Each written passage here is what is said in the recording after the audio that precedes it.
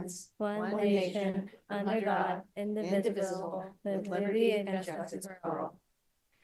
Anything about being a student at Mason Rice? Thank you very much, Victoria. You want to say anything? You don't have to.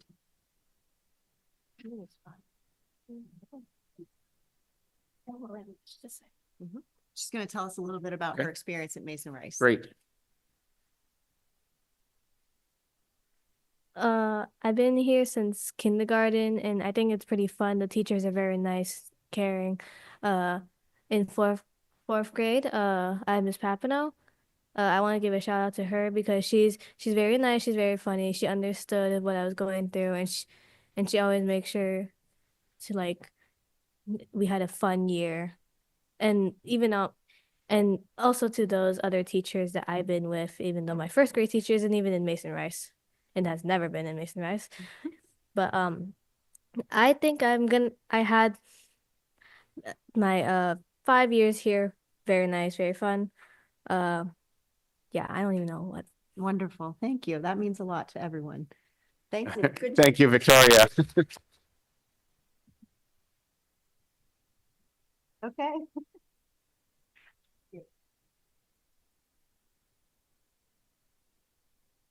Okay, let's move on to our public comment period. It looks like we have 7 folks, 5 in person tonight. We will start in the room with Ryan Normandin, followed by Crystal, sorry, Fitzgerald. I had a little trouble reading the name. All right. Always, you have 3 minutes to make your public comment. Emily will give you the 2.5-minute warning just in case you're unfamiliar with the process. Appreciate it. Thanks, Chris. Not. So why does any student earn a grade lower than a C? There are a lot of reasons. Maybe they're not coming to class, they're not engaged in school, there are things happening in their home lives. Maybe they're struggling with physical or mental health, or maybe they're victims of a society which doesn't give them the same shot at success that it gives to others. These are not theoretical problems. My colleagues and I deal with these problems every single day. We work tirelessly to help every single student find success. We try to give every single student what they need. And here's the thing, we know what mitigates these problems, and we know what doesn't. Data shared with the South Science Department last week revealed that 55% of our Black students are enrolled in science at the CP level. 55%. Mixed level classes were advertised as a way to tackle the overrepresentation of Black students in CP. Instead, this model appears to have made things worse. This is on top of all the data we've already presented to you, and on top of the signatures of nearly every teacher, every educational expert you hired in 3 departments at South confirming that this model has failed. This shouldn't be a surprise to anyone. The implementation of multi-level classes had a budget of $0, 0 training, and 0 data. And while we sit here debating whether a system that everyone knows doesn't works or not, our kids and our staff are paying the price. We already know what works. Additional support programs like the Calculus Project work. Additional literacy intervention at the middle school works. Kindergarten aides, which you cut in violation of our contract, work. Additional social workers and mental health supports work. If this district is serious about improving educational outcomes for Black, brown, and low-income students, and not just signaling that we care about it, then we need to get rid of this multi-level model that has no data supporting it and is making things worse. And instead, let's invest in things that we know do work. And finally, I'd like to reiterate the importance of ensuring that all voices are heard from both high schools. At South, we have made our voices heard. North doesn't have a faculty council, and I remain concerned that the only North educators who feel safe voicing their opinions about multi-level are those who support it.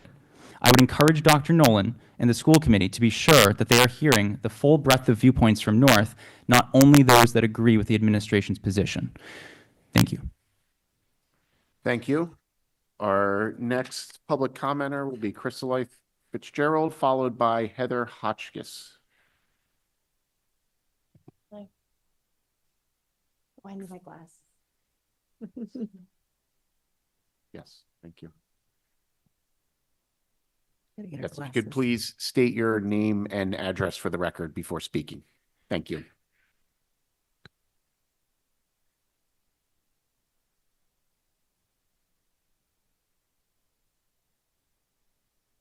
Hi, I'm Chris Light Fitzgerald, and I live at 781 Boylston Street in Brookline. I am a Newton educator.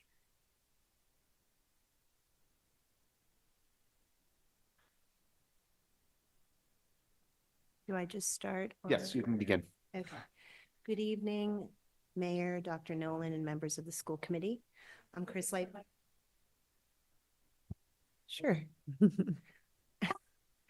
I'm a math teacher at South. I'm here to express my serious concerns about the implementation of multi-level classes in math, science, and world languages. When the initiative was introduced, I supported it, believing it would create more inclusive and diverse classrooms with flexibility for level changes. However, without proper resources, planning, or support, the current model is failing and leaving many students behind. Having taught senior pre-calculus for nearly 13 years, I've seen firsthand how the model falls short.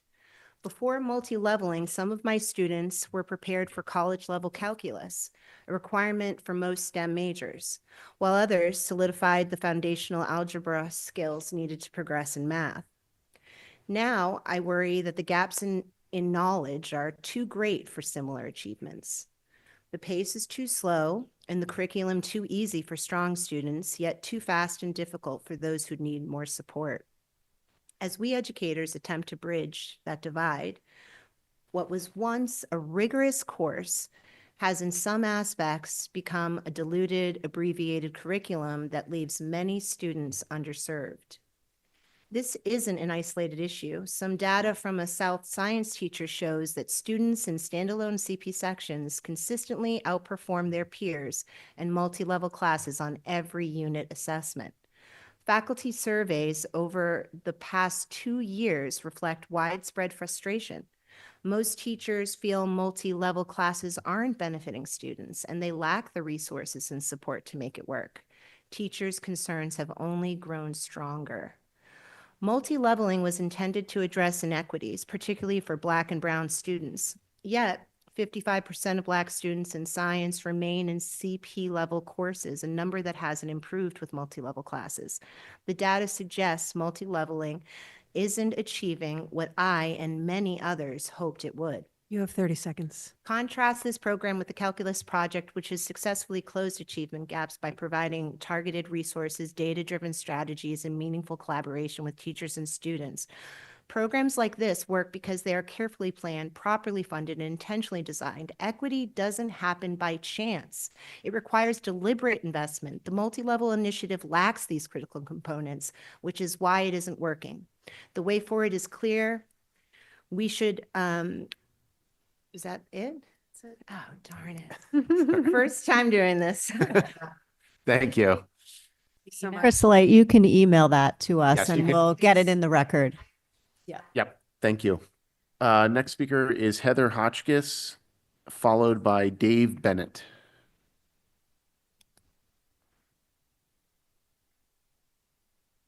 You have 3 minutes.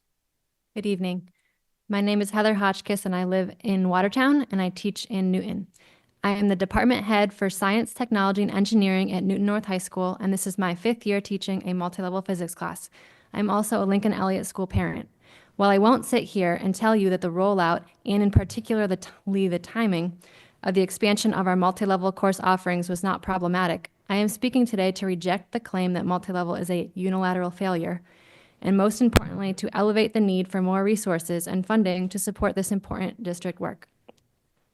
Through work in my own classroom, my class observations as department head, and my collaboration with teachers across the school, I have experienced, seen, and learned from colleagues about examples of teachers using innovative instructional strategies drawing from evidence-based frameworks like culturally responsive teaching, universal design for learning, complex instruction, and differentiated instruction.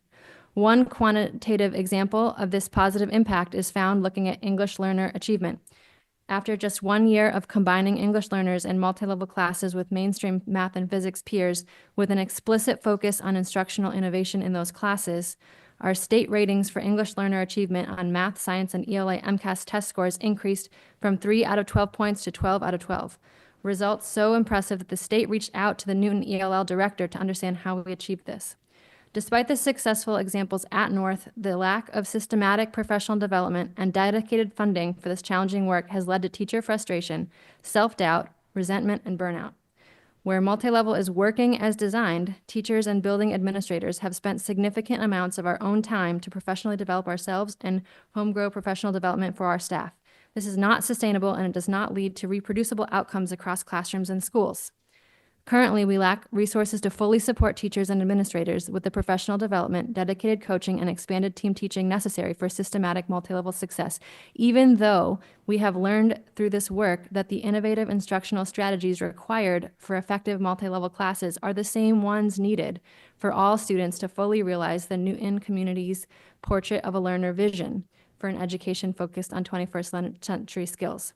Therefore, instead of debating, is multi-level STEM good or bad, we must ask, what structures and funding are needed to guarantee all NPS students have access to the kind of instruction that will realize that portrait of a learner vision? You have 30 seconds. Dr. Nolan and her team have begun to lay the foundation for this work with the attention to curriculum and coherence and resources, professional development for administrators through the Instructional Leadership Academy, and the implementation of a district-wide PD Day. Now we need the school committee to ensure that this new team has the resources, funding, and space it needs to ensure this work is successful. Thank you. Thank you. Next, we have Dave Bennett, followed by Fernando Camargo. Good evening. My name is Dave Bennett. I live at 51 Bennington Street in Newton. I'm a proud member of the Newton community and an NPS parent who is extremely thankful for the education my children received at Underwood Elementary and are currently receiving at Bigelow Middle School. However, I'm here today to speak in my role as a science teacher at Newton North. I was moved to speak after seeing the editorial in the Globe and hearing the comments made at a recent school committee meeting. It seemed as if there was a single narrative coming out about multi-level classes, and that narrative is that it was an abject failure. I cannot speak for anything at Newton South or anything outside the work done in the science department at Newton North, but in my personal experience as someone who has embarked on a career in education with a focus on equity and the belief that education is the best method to combat societal inequities, I have found multi-level to be increasingly successful in achieving those aims. I am now in my 4th year of teaching multi-level CP, ACP chemistry to 10th graders and hope to continue doing so far into the future. In terms of student outcomes, I feel like the narrative of failure focuses on 2 things: our students with the most needs being left behind and the ones with the most skills not being challenged. Neither of these have been true in my personal experience. I don't see CP as a negative label, and there are many reasons why this is the right fit for a student. But for some, their placement may be due to a prior lack of maturity, a dislike of science, implicit biases, or limited English proficiency. In a multi-level course, these students aren't stuck in a track. Every year, I have had multiple students make the change from CP to ACP during the year in a way that did not impact their schedule in any other way. In one such case, I had a student who had recently come to us after years of education in multiple countries and in multiple languages who started the year registered for CP chemistry. As her English grew, I saw in her the ability to tackle more advanced work, and she agreed to move to ACP chemistry partway through the year. She loved the content and then decided to take AP chemistry the following year. I am happy to report that she is now majoring in chemistry at a prestigious university in Western Massachusetts. While the number may not be known, there are sure to be many students in single-leveled track classes who would not have had such an opportunity. I also push back against the narrative of students with high skills not being challenged or prepared for future rigorous courses. As we improve our curriculum, we are finding ways to give students common anchor experiences and then differentiating from there. I can see who is finding the content easy or who is really getting into the subject matter. In addition to providing them with more challenging content, I can also initiate conversations with them about taking AP chemistry or honors biology as a junior and see, if it was something they even considered that they could do. Often it is something they haven't thought about given that they aren't enrolled in honors chemistry. In terms of data, there are currently 5 juniors in AP chemistry that were in my multi-level course last year. And 4 of those students are absolutely thriving while the 5th is getting there. This means my strongest students left my ACP level 10th grade class with the skills necessary for one of, if not the most challenging courses in the school. I do want to acknowledge that this has been very hard on teachers. There's no plug-and-play curriculum that can be used to meet the wide range of needs of students in this course. It takes years of collaboration, support, curriculum development, and focus. Given continued time and resources, I believe we can make the adjustments to our multi-level courses and get them to a place where all teachers feel comfortable teaching the course and all students have the most opportunities for success. Thank you for your time. Thank you. Last speaker in the room tonight is Fernando Camargo, and then we have 2 remote speakers, Teresa Karloff and Sue Cohen. If Stephen, you could tee them up. Fernando Camargo, 38 Morseland. I'm the father of 3 boys at MPS, Marcelo in 8th grade, Camilo in 5th grade, and Santiago in 2nd grade. The 2 youngest are in the back. I'm here tonight to urge you to act right now to roll back mixed level teaching in math and sciences. Let's think for a moment that my boys are triplets. God forbid. Even as siblings, each of them is very different. For instance, one of them happens to be exceptionally good at math. He's always loved calculations, but another one struggles with it, even though he's very creative with words. Imagine putting them in the same math classroom. You don't need to be a genius to see the problem, right? My son, who excels at math, would not be challenged. He'd likely get bored, lose his passion for the subject, and fail to reach his full potential. My son, who struggles with math, would feel overwhelmed. He will hesitate to ask questions for fear of being labeled stupid. What he really needs is more individualized instruction to build confidence and succeed. Clearly, a one-size-fits-all classroom leaves both of them behind, just in different ways. As a Latino father and scientist myself, I am aware of the challenges some students in our community face, especially when it comes to accessing advanced opportunities. While these policies often labeled as equitable, the reality is quite the opposite, as families with more resources are able to supplement their children's education. But what about the rest of us? Policies like this only deepen inequality. The data support this, and you've heard this repeatedly from parents and teachers over the past few weeks. It's my understanding that mixed-level math classes were introduced in 2021 without any real data or thoughtful planning to back them up. Whether this was done with good intentions or simply to increase the number of Black, brown faces in advanced math classrooms so that administrators could feel better about themselves, I don't know. But what I do know, and what your teachers know, is that this experiment has failed. It is not working, and it's time to end it. Just like me, hundreds of parents have spoken out, where 500 of us have signed a petition against this policy. But what strikes me the most is that your own teachers are also denouncing mixed-level instruction. These are the people who spend every day in the classroom. If they don't believe in this policy, why don't we just end it now? I was especially disturbed by comments from Mr. Normandin at the November 4th school meeting, where he highlighted teachers' fear of retaliation if they spoke out against mixed-level instruction, particularly at Newton North. This is exactly why parents, has anything been done about this? Does this not concern you? This is exactly why parents like me have lost some trust and confidence in this committee. You have 30 seconds. This is urgent. Dr. Nolan, you have been a breath of fresh air in terms of making objective decisions to improve MPS. I urge you and the committee to end this ineffective policy and replace it with a plan that supports academic excellence for all in this coming school year. Thank you. Thank you. We'll go to our two remote speakers tonight. We will start with Teresa Karloff, followed by Sue Cohen. Hello, my name is Teresa Karloff. I live in Waltham and I am a physics teacher at Newton North High School. This is my 5th year teaching an honors ACP multi-level senior physics class, and I'm here to add to the teacher perspectives that are being shared about multi-level classes, since my experience has been different than those shared last meeting. What does multi-level look like in my class? Let's say we're starting the momentum unit. Students participate in an interactive partner activity to apply a basic definition of momentum to as many scenarios as they can in a set time. We do this together so that students with previous experience can reconnect to what they learned before, and students new to the material have a starting point. This is followed by a check to see who needs more support and who's ready to move on. Students needing support would join me for a direct lesson at the board, learning more about how to approach, gaining some strategies. When that lesson is done, they continue working on applications in their group, checking as they go.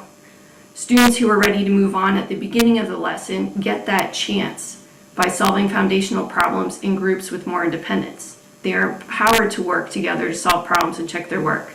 Then when the first group transitions, that second group meets with me, and we do applications involving 2 dimensions and systems of equations with more rigor.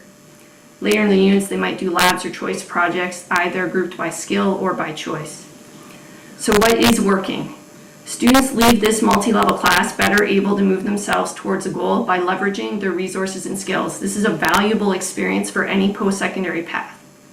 During any new learning tasks, the mix of needs and strengths is often not split along ACP and honors enrollment.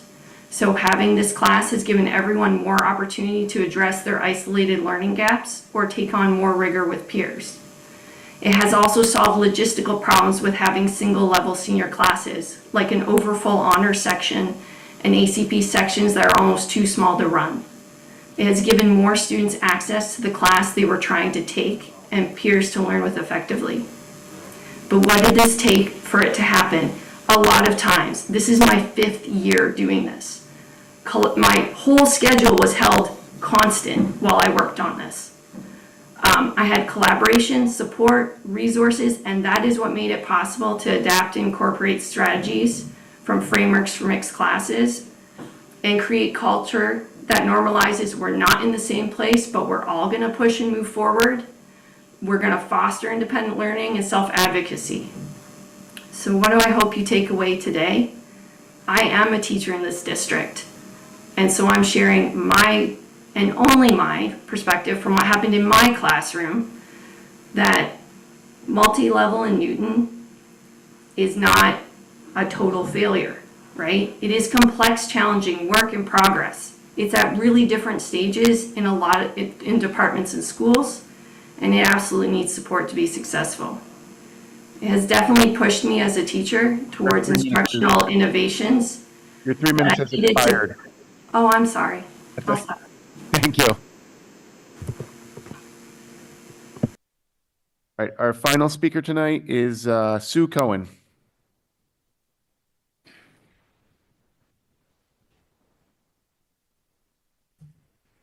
Stephen, do you see Sue Cohen? Oh, there we go. Oh, now you do. Okay.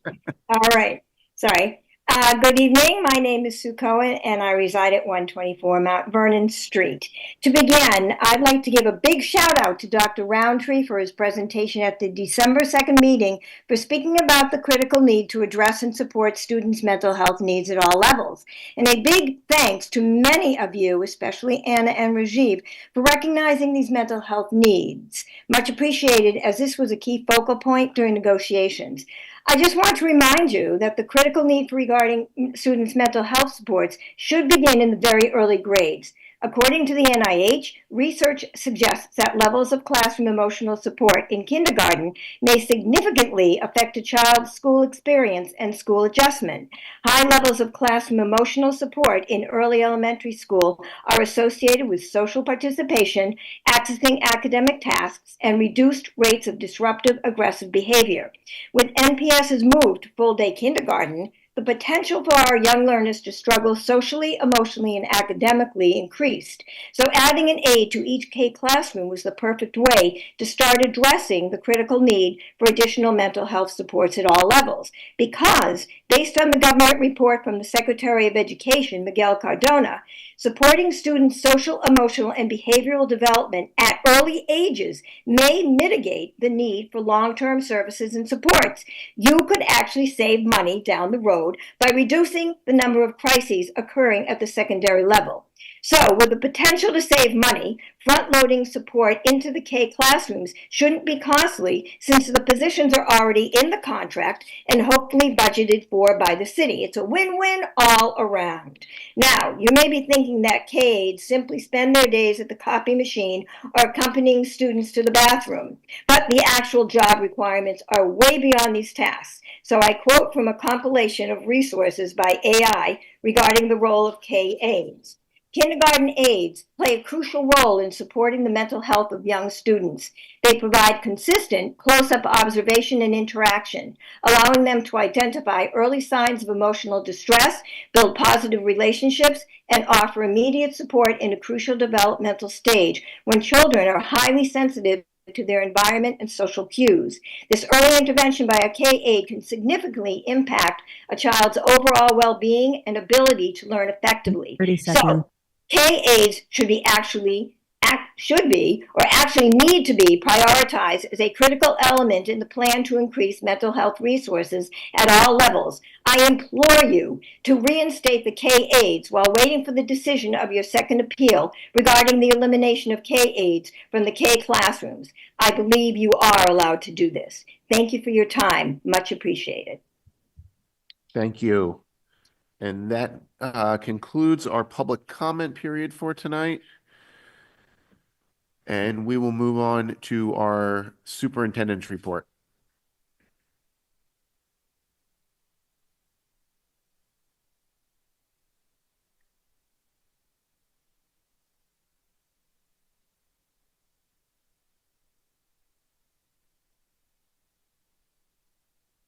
Am I on?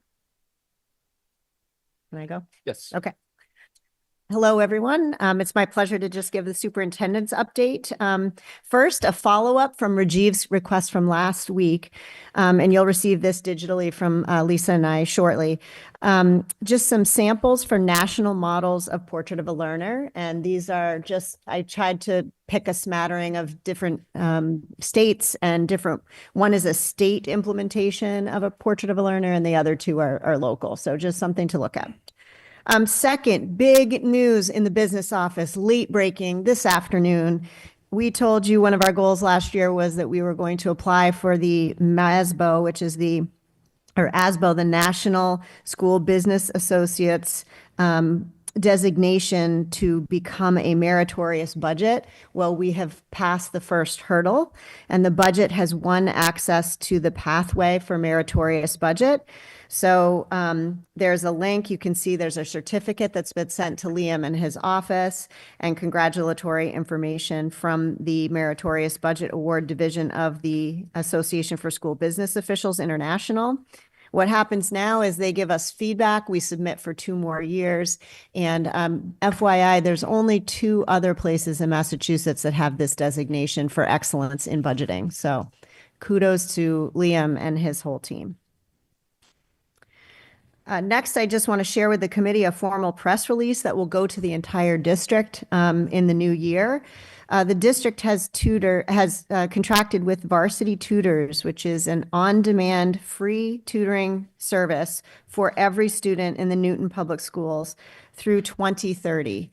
That is without charge to families, and students will have access to the full suite of services that are listed here. So 24/7 on-demand chat tutoring, on-demand essay review from qualified certified teachers, live group classes, recorded enrichment classes, college prep and admissions resources, including SAT, ACT, and other test-taking services, personalized assessment and skill building plans that students and families can use to build student skills, self-study practice problems, which are emergent from the self-assessment that I just shared with you, and celebrity-led STAR courses. So for example, I was regaled by a NASA astronaut teaching a science class over the weekend that is available to everyone. There's also world language classes that are available and a variety of other options. We've heard much about the amount of supplementing that certain types of families within Newton can do within the Newton Public Schools. I stand behind the quality of our academic program within the schools, but we also want to remove any barriers and gaps that may exist. So while there's no substitute for what our teachers do, supplementing students' capacity to ask for tutoring and to receive on-demand feedback in the home can't hurt. So we're looking forward to every student enjoying that in the new year. And we'll be actually offering through the Office of Family Engagement, which is a new office. You're going to hear the entry plan for that office tonight with Christina Maryland, our director. We will be offering family support sessions to teach moms and dads and caregivers how to log into the system and what services are available to them. So look forward for that. Third, we had a forum last week, the first of the Office of Family Engagement, called the Healthy Kids Forum, where we talked about technology, limit setting, and mental health for students. We had 70 folks in the room for this event. We talked about with our Newton staff who are mental health clinicians, teachers, our preschool director, social emotional learning coordinator, and our digital learning coordinator at Newton North High School, Rob Greenfield, along with our Newton police safety experts and youth officers. We talked about students and devices, mental health, play, elementary education, and what resources and supports in limit setting we could provide in partnership with parents to help students break their addiction to devices. The event was taped by New TV, and it will be a resource that I share with every parent, and it will be listed on the Parent Academy Virtual Education Toolkit, which Christina will speak about later tonight. The video and the resources, including questions asked by audience members, will be shared through Parent Square with everyone. One piece of feedback that came up in the forum, and we've heard it, or at least I've heard it for a solid 18 months, is student device addiction is partly to blame for the Chromebooks that we have in the schools. You know, we can't manage them at home and students are always on them and we don't know how to limit that use. So in those listening sessions across the district, we've heard you, and the district will continue to refine the use of technology across the district in our district provided Chromebooks. And for some parents, we know that creates some real conflicts. And so a new web filtration parent portal will be available in the coming new year, for parents to customize their child's Chromebook access in the home. So for example, you'll be able to limit the amount of hours a student uses the Chromebook or what they're actually accessing. This too will be shared with families about how to operate that, and trainings will be provided by the district. Fourth, this evening, the school committee and I just left a focus group with our strategic planning partners who have met with students from North and South and met earlier today with staff across the district. They will meet with families the first couple of weeks in January for focus group sessions while we gear up for the writing of a strategic plan, 3 to 5 year for the district. Thus far, I've provided for the committee just an update of those folks who have agreed to sit on this committee. And that represents parents from all levels, METCO, PTOs, parents who are on the Portrait of a Learner design team, NSF, CPAC. We're still waiting for a response from our LCAP PAC partners, school committee members, 10 students, administrators, educators from all levels of our organization, Unit C members, Unit A members, NTA members, global programs folks from North and South, people from my superintendent's advisory group, and volunteers. So we're still looking to hear from a few more people, but I wanted to give you all the folks who had said yes so far. And then finally, it's very hard for me to be quiet for many, many days hearing about multi-level courses. And I just wanted to say that, you know, there's been a lot of statements on different issues from different constituencies about multi-level courses. And one of our colleagues has spoken very passionately about this, and he makes some terrific points, as did the speakers tonight and the families who have written to you and to me en masse. Unfortunately, to argue about multi-level classes, we're arguing about the wrong things, in my opinion. There's not alignment across the school system in our 6 secondary schools around what we are teaching and when, and what the resources are that are available to teachers who teach even the same courses. And the 2 high schools actually approach multi-level courses completely differently. So there is no one description of multi-level courses. In fact, multi-level courses is a misnomer, in my opinion. We need to invest deeply in curriculum and alignment, and I've been very on message with that since the moment I got here. And we must fix that before we can discuss even what each level means and how to group students within them. So we are, good news, in a full-scale curriculum audit for math, and there is a plan to do so for other areas as well. We are in the process in the district of making a longer-term plan for all of our curriculum needs. And we anticipate meaningful revisions to our current math program and other levels in the 26-27 school year, but we reserve the right to revise this in partnership with our community should new data and needs emerge. We will, of course, update you, the school committee, through every part of the process, starting with the audit report that has already been scheduled for mathematics as the first and illustrative part of the curriculum audit and teaching and learning review.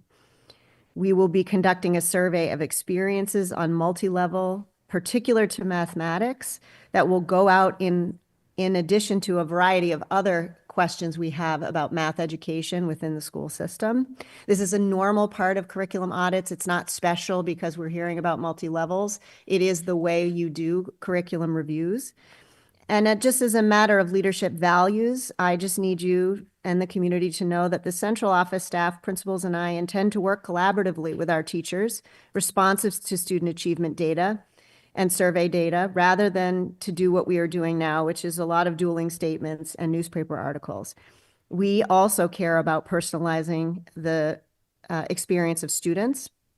And we look forward to collaborating with North and South, all of our middle schools and our elementary schools, to ensure that we have a vertical program that makes sense and that teachers get training and materials in order to do the deep work that is teaching today. We will keep you informed, and we will build collaboration and trust. And these are new muscles that we want to keep operating within the district as we learn to write curriculum together, to engage our community, and to keep you very much informed of what we're doing. And with that, that concludes my superintendent's update. Thank you. Do we have questions from the members for Dr. Nolan? I have one if no one. Go ahead, Rajiv. You're welcome. You're welcome. Enjoy. You'll lose a whole day in there. So I'm going to put you on the spot a little bit here. Yep. You say we anticipate meaningful revisions to our current programs in the 26-27 school year. Just for clarification, does that mean you do not anticipate meaningful changes for the 25-26 school year? And what types of meaningful changes do you have in mind for 26-27? Understanding that this doesn't look like it's a baked cake yet. Correct. We're still baking the cake, but we did publish to you earlier this year a curriculum review cycle set of expectations about when we would be self-studying and when we would be piloting and when we would be auditing. And so that is, we're not changing that plan, but math is first up. And you can't really solve what ails us in math without having a conversation about multi-levels. But we really do need to go through the audit process and bring that formally through. I mean, we've heard story after story of the belief, and I wasn't here, so I can't say for certain any part of it, that there wasn't a thorough undertaking in order to make these decisions. I can't comment on that. What I can tell you is we will do a thorough job of setting the table and ensuring that we have adequate resources and training for teachers in order to move to the next set of programming, which cannot happen before the 26-27 school year. Scheduling is right now for next year for our high schools. And if we're really going to personalize this, there needs to be coaching and a data set we all believe in. And so far, no one believes in the data set that we have fully. So, and each of the high schools has their own sets of data and their own measurements. So we owe it to hear about all of those pieces, not a review of what has gone by, but where are we now? And we are having productive conversations that will lead us to a stronger math program. And that's as much as I can say right now, but you know that we have obtained the funding, and thank you, Mayor Fuller. That was voted by City Council recently. We will then pilot those materials and we will make recommendations simultaneously right now in Curriculum Council, which involves our K-12 math leadership and at both high schools. We are having the conversation about that we need to have to align what it actually means to be in any levels across the school system right now. Our two high schools operate totally differently right now, and that is part of the difficulty of this conversation is we're not talking apples to apples in terms of our high school experiences. Thank you. On Ping. Dr. Nolan, thanks for the response to Chris' question. And today we heard loud and clear that from Newton North, which I appreciate that for all the people came here to share with us. And certainly let us understand those issues are not black-white. That's important to know because you folks, especially teachers at the front, you are in trenches. You're doing your work, and I really appreciate that. So now you acknowledge, Dr. Nolan, that Newton North, Newton South, operating a little bit different, which probably is good things to. So I'm wondering, so talking about school year of 25 and 26, would you let them to experiment, to pilot, to do something, or you would like district to develop some kind of plan and then you implement at both schools? I'm just wondering. Since we already have different programs and different practices, I don't know how much wide, but at least we can see the different realities here. So I'd like to hear your input. Thanks. So we are in the process of having those conversations with the leadership at both schools right now. I think that you've heard loud and clear that if we continue to let both high schools experiment with different things, we are again doing something that is considered experimental for our students. We have to have a district approach. We also have to look at what's happening in the middle schools. We have 4 middle schools. They come to high school. They feed 2 and 2 feeder schools per high school, but there's stark differences in what is actually covered at all the middle schools right now. So it's not just a high school issue. It's much larger than that. And you also heard that in order to do this work well, of meeting the needs of diverse learners, and as a middle school teacher, I never had levels, right? So I understand this like from an experience level as well as a strategic level. Nothing has changed about the need for high quality professional development and materials, and we still have not provided that in a systematic way. You heard the physics teacher say online, this came after 5 years of one department holding something constant for her so she could figure it out. Every teacher deserves that level of support and more, with specific training to personalize instruction to meet the needs of learners. And I just want to say, like, we can level till the cows come home, but there is still going to be a diversity of capacity in students, even within levels. And we owe it to kids and to our teachers to train staff and get them those experiences. So we need a little running room to do that. We can't do it by January so that we can start to level students in a different way. So I'm committed to the kind of thoughtful approach everyone has said they want. Just quick response, and I really appreciate your very frank and honest and sincere response. So, but based on what we have heard, especially from Newton South, and they're being very anxious and they're being very challenged, and sounds like they are really at their in very difficult situation. So I'm a little bit concerned that the next school year, if they still have to do the same thing, and do they have a little bit room to, or some kind of a support we will provide to them and let them to make some kind of twist? I don't know. I have no clue what they would do. Well, but like I said, that's what we're trying to figure out right now is what should we do in between now and next year, and then what can we do whole scale as a district? Okay, thank you. Thank you, Ping. Any other questions or comments for Dr. Nolan? Okay, thank you. Let's move to our consent agenda. We have 2 items on the consent agenda tonight. We have a field trip, a French exchange in June and July, and meetings from our December 2nd meeting that was held in Boston. Is there anything a member would like to request removed from the consent agenda for further discussion? Okay. Is there a motion to approve the consent agenda? So moved. Moved by Tamika. Is there a second? Second. Second by Ping. And let's take a vote. Ward 1. We. I was going to do that. Fine. Ward 2 is yes. Ward 3. Yes. Ward 4. Yeah, sure. Ward 5. Yes. Ward 6. Yes. Ward 7 is vacant. Ward 8. Yes. And Mayor Fuller. S'il vous plaît. Yeah, very The good. school committee's a little punchy tonight. All right. I think that was 8-0, Lisa. Let's move on to our discussion items for tonight. We have first our entry plan from our new Family Engagement Office.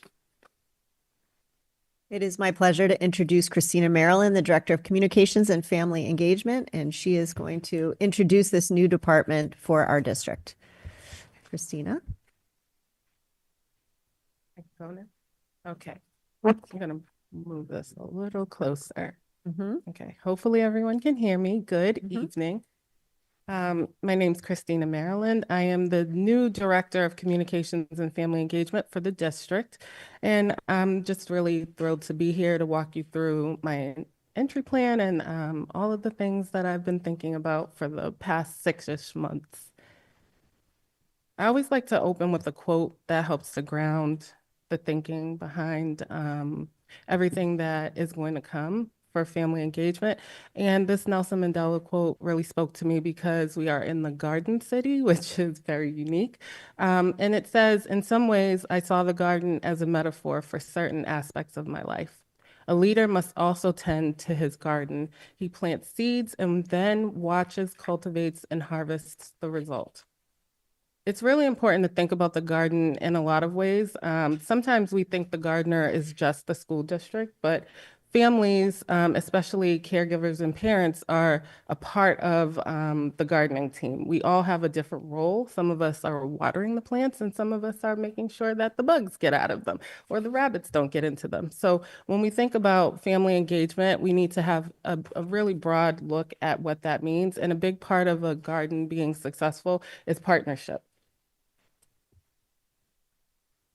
I think it's important for me to help frame some things because I know that the Director of Communications role is not new. However, it's being redefined. A big part of communication leadership is making sure that when you are speaking publicly about the school district, about the work that's being done in teaching and learning, and about the commitment to kids and families, is that you align the purpose and mission for the public so that everybody can see what the stake is and what their stake is in schools.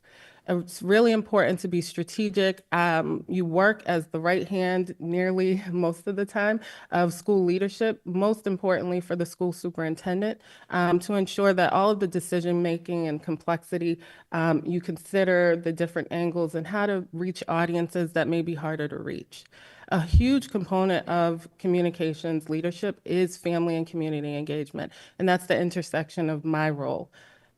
In this role, the family engagement aspect is very new. So I am working to help establish the foundation of what that means. And it's a train we're on and we're riding it and putting it all together as it moves. So it's an interesting experience. However, it's really awesome because when you have such fast moving pace, you have the opportunity to innovate, to be adaptable, and to pivot as often and as much as needed by listening to the different audiences. As a communications leader, I have a unique perspective because I straddle those two places where families talk to me and also the people internally talk to me so that I can do my best to figure out how to meet the needs of most people and then reach in a little bit more for the ones that need the support.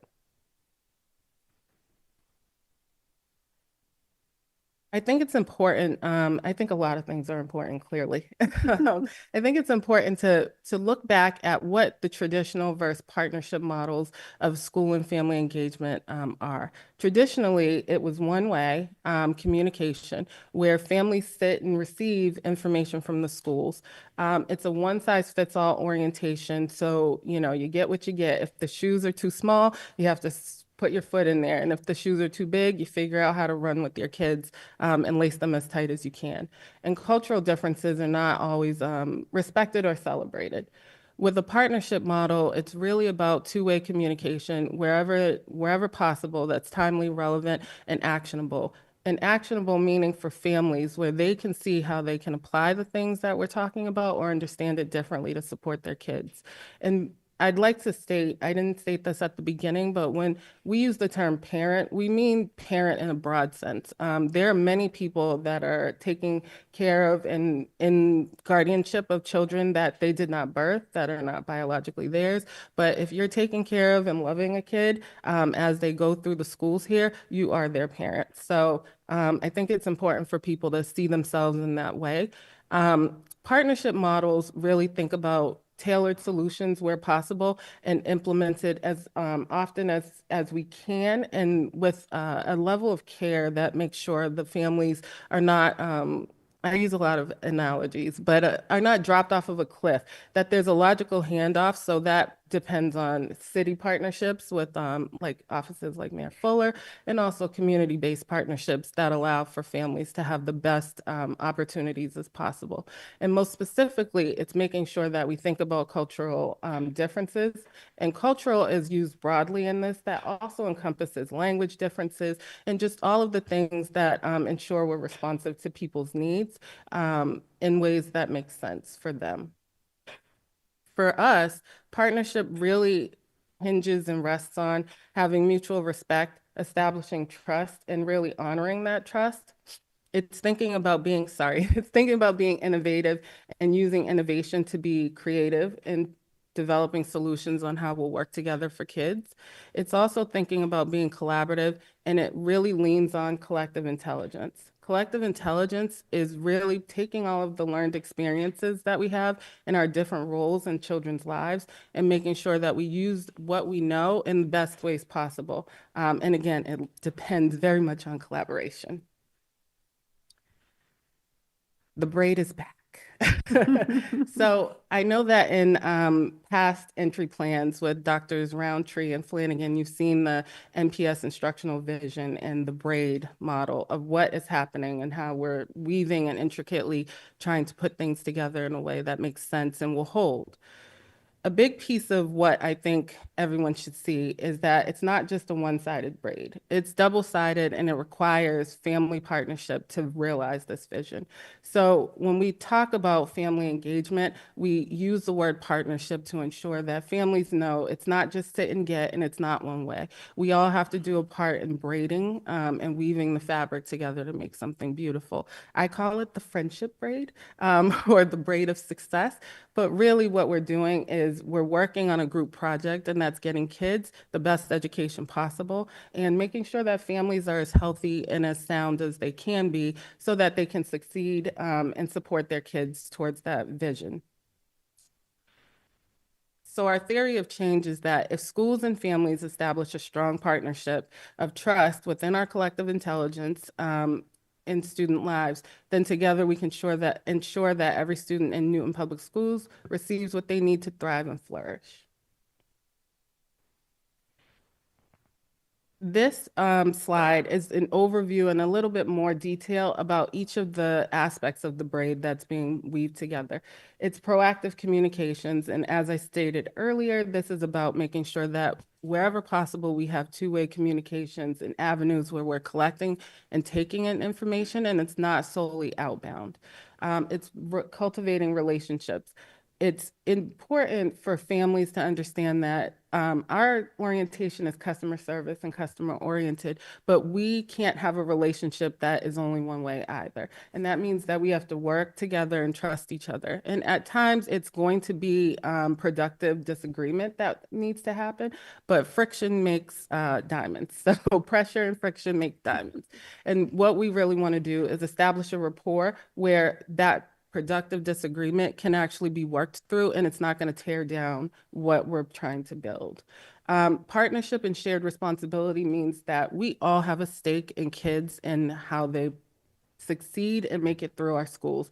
The Portrait of a Learner really establishes that we want to instill long-term skills and effective ways of being for kids that are going to take them far beyond the Newton Public Schools.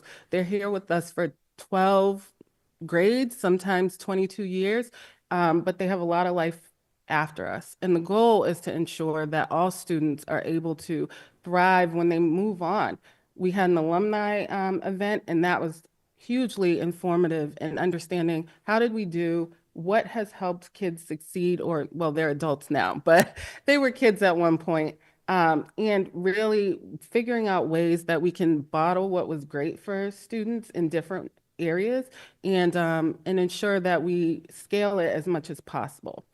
Success really depends on all of us, and if we stay centered in what's good for kids and also support families, that's going to be the best way that we establish the strongest foundation for family engagement, family partnership, and student success. Oh, I didn't flip my slide.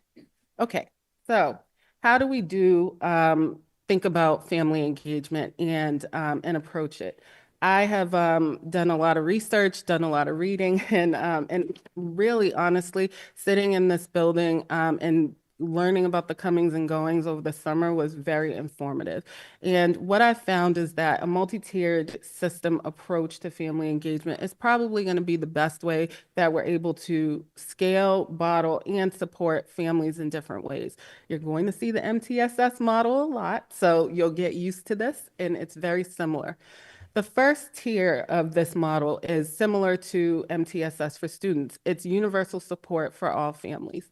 And what that means is that all families will have access to different various services. So that could be curriculum nights, parent conferences. It's the general and routine things that people are aware of and always going to have access to. This is also workshops and engagement activities and ways to build community and participate in the different things that are happening across the schools.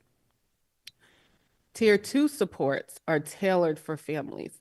While I was sitting in the Ed Center, not just sitting, I was reading things and learning, but throughout the summer, there were several families that somehow found their way into my office, and they were seeking support in how to enroll their kids and register their kids for different things. And that was very informative for me because I got a hands-on look with fresh eyes on our processes. Also, these are the families that need some tier 2 supports. They need somebody to reach in and not turn them away, but also walk them through certain steps. And most of those families come into the building and they're looking for just a friendly face and a patient hand to walk them through different aspects of what their needs are. They may not always come in, they may email or they'll call, but what that means is that they have a need for additional supports that go beyond what we provide to everybody as a tier 1 support. Some of those families may be our limited English proficiency families where they need translation services or they need somebody to walk them through with an interpreter, certain aspects of what we're providing to them. And this is outside of the standard educational supports that are provided through like our English learner office or student services. This may be, how do I read my kid's report card and ask questions? And they should have a way to ask people those questions. Or I'm curious about learning English. Where can I get services and learn about learning English? You can go to the Newton Free Library. They do have classes for people and conversation groups. But what's really important is making sure that the families that have a need for tier 2 supports, there's bandwidth and capacity to do that for them and connect them and create a logical bridge to additional places where they may need some help. Tier 3 supports are really specialized for a smaller portion of families, and those are folks that may be experiencing homelessness.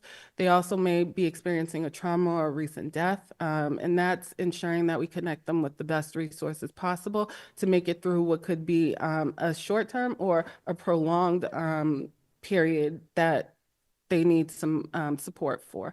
An example of this is that Family Aid is building a new scattered site in a navigation center is what they call it, in West Newton. And rather than requiring the families to come down to the Ed Center or attempt to navigate enrollment on their own online, we've had conversations with them so that we can deploy staff to go and support the families at the building with their enrollment needs for Newton Public Schools. And that's just one way of giving some specialized supports to individual families that really have a need for it. It'll help take the pressure off of parents who are already in a tough place, but also offer the support to ensure that kids are not missing school any longer than they need to. And overall, parents are able to feel that level of success. That's super important. I did provide you with a report. It's 24 pages, so please enjoy reading it. That goes into a little bit more detail about the importance of this model, but also all of the important aspects that make up the why behind this. Overall, my entry plan is hinged on a 3-year implementation performance period. Year 1, which is the year we're in, is really laying the foundation. So our outcomes are really based on just trying to build the capacity to develop the robust family engagement program that we all need and the kids and families deserve. And so it's establishing strong partnerships with our city and community organizations, learning more about our parent groups and figuring out how they work, but also what their needs are, analyzing all of the survey data and feedback that we've had, and doing a few programs to get some our feet wet, which we did last week, which was a great program, and I was really thrilled about that. Year 2 is about program stabilization. And really what that year is launching more programming that's robust, establishing a partnership culture and continuing to establish that partnership culture with families, and making sure that we have clear and consistent practices. The key to a successful program is making sure that not only you launch it, but that you sustain it and that it's consistent. Kids deserve it, but also families can grow to depend on it, and they'll actually lean in a little bit more.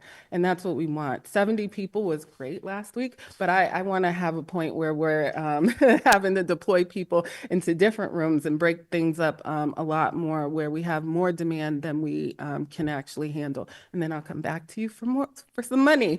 But overall, the goal is that we want to move towards higher impact strategies.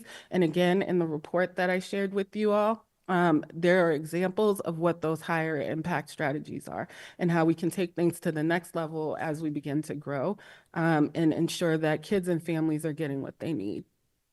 Year 3 is program expansion, which is making sure that there's enthusiastic family engagement in the school district, and that they align with school improvement initiatives as well as our emerging district strategic plan. It's the growth of the Office of Family and Community Partnerships and the activities that are offered, but also it's the development of a longer-term action plan that will help sustain the district for far beyond a 3-year period. And so that is what the next 3 years will look like. And what does that mean? Well, some of this means establishing a new name for this this programming, and it's Newton Family Academy, which is a proposed name, but the program overview is really couched in 6 areas. The first area is in creating workshops with our in-house expertise. We have a wealth of information and knowledge in this district, and I'm always mind blown at people that share various things and have expertise far beyond what I know. And I really want to make sure we pull on that and ensure that families have people that they can talk to and touch in the different schools that have information that they can learn from. It's also curating workshops. So there are various workshops offered by our community partners, and making sure parents have access to those and are aware of what's available to them.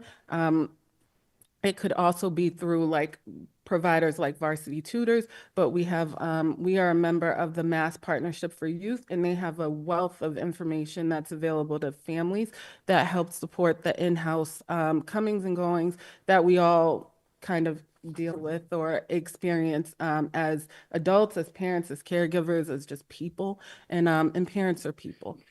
Self-guided access to information. Some people do not need us to give them the tour through the family engagement aspects. And there are many people that just want to have their own experience and curate it as they need to. And that means making sure that information is easily accessible through our website, but also through our information sharing mechanisms. And so a big piece of this office will be looking at that and making sure that it all makes sense. Distance learning resources are webinars and workshops that are available to people that allow them to take things and use them and apply them as they need to. For example, at the workshop last week, we had a number of tip sheets that we handed out and that are available digitally. And that's making sure that parents have things at their fingertips, but also making sure that the information that they take away is actionable. I am a big supporter of making sure that we give people digestible information. We are all oversubscribed and we're fatigued from email and from the various pieces of information that come to us throughout life. And if we're able to offer parents steps and guides that make sense and that they can keep and use and share with each other, we want to really ensure that that's a huge part of what we do. The other part of this is that parenting can be lonely, and we want to ensure that parents are able to build community. I know I keep leaning on this, but a lot of people talked to me last week, and there is a community, a parent group that is working on the Wait Till Eighth pledge. And what that is that they're waiting for their students to get into the 8th grade to give them technology. And one of the parents shared with me that their biggest concern is when their kids age out of their elementary school and they feed into a larger middle school, if we're only doing this in one school, then my kids are going to be friends with other kids and parents who've never heard about this. And so we want to take initiatives like that and figure out how to cultivate parent leaders and encourage and support them so that they're able to do more of the community building and stretch the arms. Parent ambassadors and influencers are instrumental. Word of mouth is really important in making sure that we're able to advance the initiatives and success of families and kids in this district. And so some of that is through book groups, also through these various pledges and initiatives that help support student learning and student development, and ensuring that caregivers have a place to go where they feel supported. And lastly, this is my dream. So number 6 is a very, very big reach, but it's developing an annual family conference so that we have a one-day or a multi-day conference where parents come and they all converge and get out of the silos of the buildings and get away from the kids, where we'll provide childcare, language access services, and give people an opportunity to do some parent professional learning, which is very important and well needed for parents, because it can be hard to find the time after work or even during the workday to get to things. And if we have at least one day a year where families know that they can come and get some professional development, I think that'll be a really great opportunity to learn from their peers, learn from the experts in the district, and people that we bring from the city and our community partners. With that, how are we going to do all of this? Well, I'm proposing that my office, well, not my office, the office expands. This is a tall task and there's a lot needed, but with a small and mighty team, we can get this done. A big part of ensuring that we have the sustainability of this office is making sure that we are not stretching things too thin. And as one person, I can't do it all, but ensuring that I have a supportive team is really important. So the communications and engagement specialist role is really focused on overseeing the regular execution of communication activities and programming development. The enrollment and administrative specialist role is really tasked at being that front office, front door person that supports families. I can speak because I've done all of these roles in the 6 months I've been here, and they're all crucial and very important. But that front office enrollment support is vital. I had a parent that came into my office, and he was Russian speaking, and we were able to navigate registration. We called an interpreter. He did not love the interpreter, so we ended up using our phone resources, but he was infinitely appreciative of me taking the time to sit with him, walk him through the process, and make sure that his kiddo was all set for what was needed. And he even mentioned my name to a colleague who said, "Did you sit with this parent?" And that to me is why this role, enrollment and administrative specialist, is really needed to ensure that everybody has that perception when they walk into the building and walk into the Family Engagement Center. And I know that you've heard a lot about chronic absenteeism, but the other side of addressing absences is really helping educate families about what's missed for kids when they're not in school or they're late. And a big piece of the attendance engagement officer role is engaging families and leaning in to help support their needs. And sometimes it's just telling parents, hey, if your kid is not in school for a couple of days or weeks at a time, they're really walking in and they're missing so much. And so how can we offer some supports? And sometimes that's what parents really need. An engagement officer that is focused on attendance will be able to do that. So I am coming to the conclusion of my presentation, and I speak a little bit of Spanish, but gracias. Thank you, spasibo, and I really appreciate your attention, and I'm happy to answer questions. Okay, thank you very much. Questions, comments from members? Let's go to Mika and then Rajiv. Thank you very much, Christina. I think this is excellent. I admire the vision that you've articulated and the invitation for not just the school committee, but the community to journey with you on this vision. I like that you've outlined this 3-year roadmap of where you would hope that we will get to by year 3. I think it's a lofty goal and a very a desirable one. In particular part, the family conference. I'm so glad that you I guess I'm dreaming as you're dreaming, because that's something borrowed from Metco in my experience, where Newton used to have a family conference that happened annually for Black and Brown students and their families, and childcare was a huge component of that because it allowed both parents or guardians, or we're using the broader sense of parent here, but allowed both parents or caregivers, all caregivers, to be in the room to learn and have community with your peers. So I think that's huge. I love that you've included that as part of the thing that we should all aspire to bring back and emulate. I want to circle back to the brand ambassadors that you've outlined in your bigger, in the larger memo. I will confess that there's a little bit of angst as to how we might make this work. But before I get to what specifically makes me nervous about that, can you talk a little bit more about your vision for the brand ambassadors who are spreading NPS messages or content? Sure. So I want to go back to something that you said about the conference. And I just want to state that caregiver networks are huge, and we have grand families that support kids. So this would be, the conference would be really about like anybody that supports kids in the schools in some way.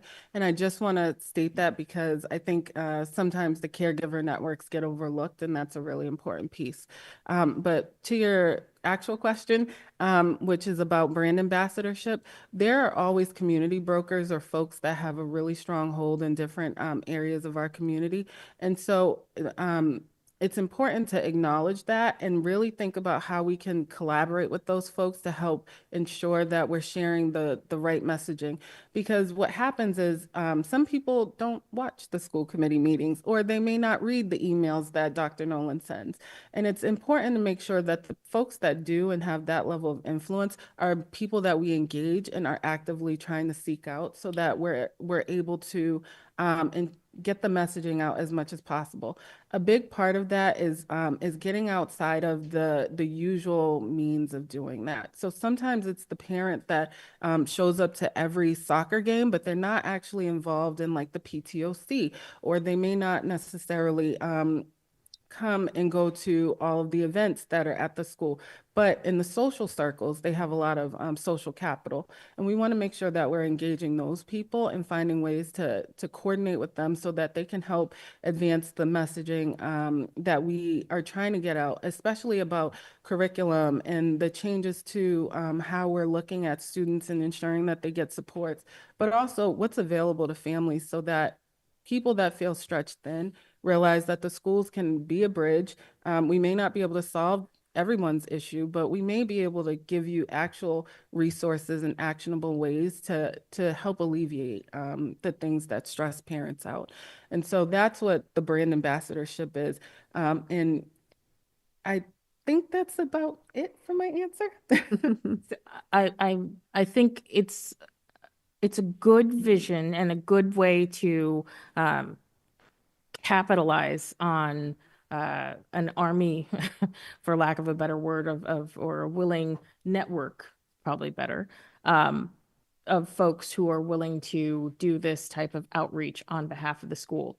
I will confess that the worry that I'm having is just ensuring that the content that is being disseminated and shared, because it's blessed, if you will, by the district, to ensure that the content is consistent across ambassador, and certainly something that is tightly regulated and carefully curated that furthers the mission or the message that we're trying to get out. And it sounds as though that's exactly what you're envisioning. Absolutely. So, a big part, I usually have a presentation with the mothership and little baby spaceships that come out of it to help illustrate it. But our website is the hub of information, and that's where all of our influencers or the ambassadors that can help champion messaging for us would get their information. So the message integrity is very important, and it would always come from an official resource with the hope that people will be able to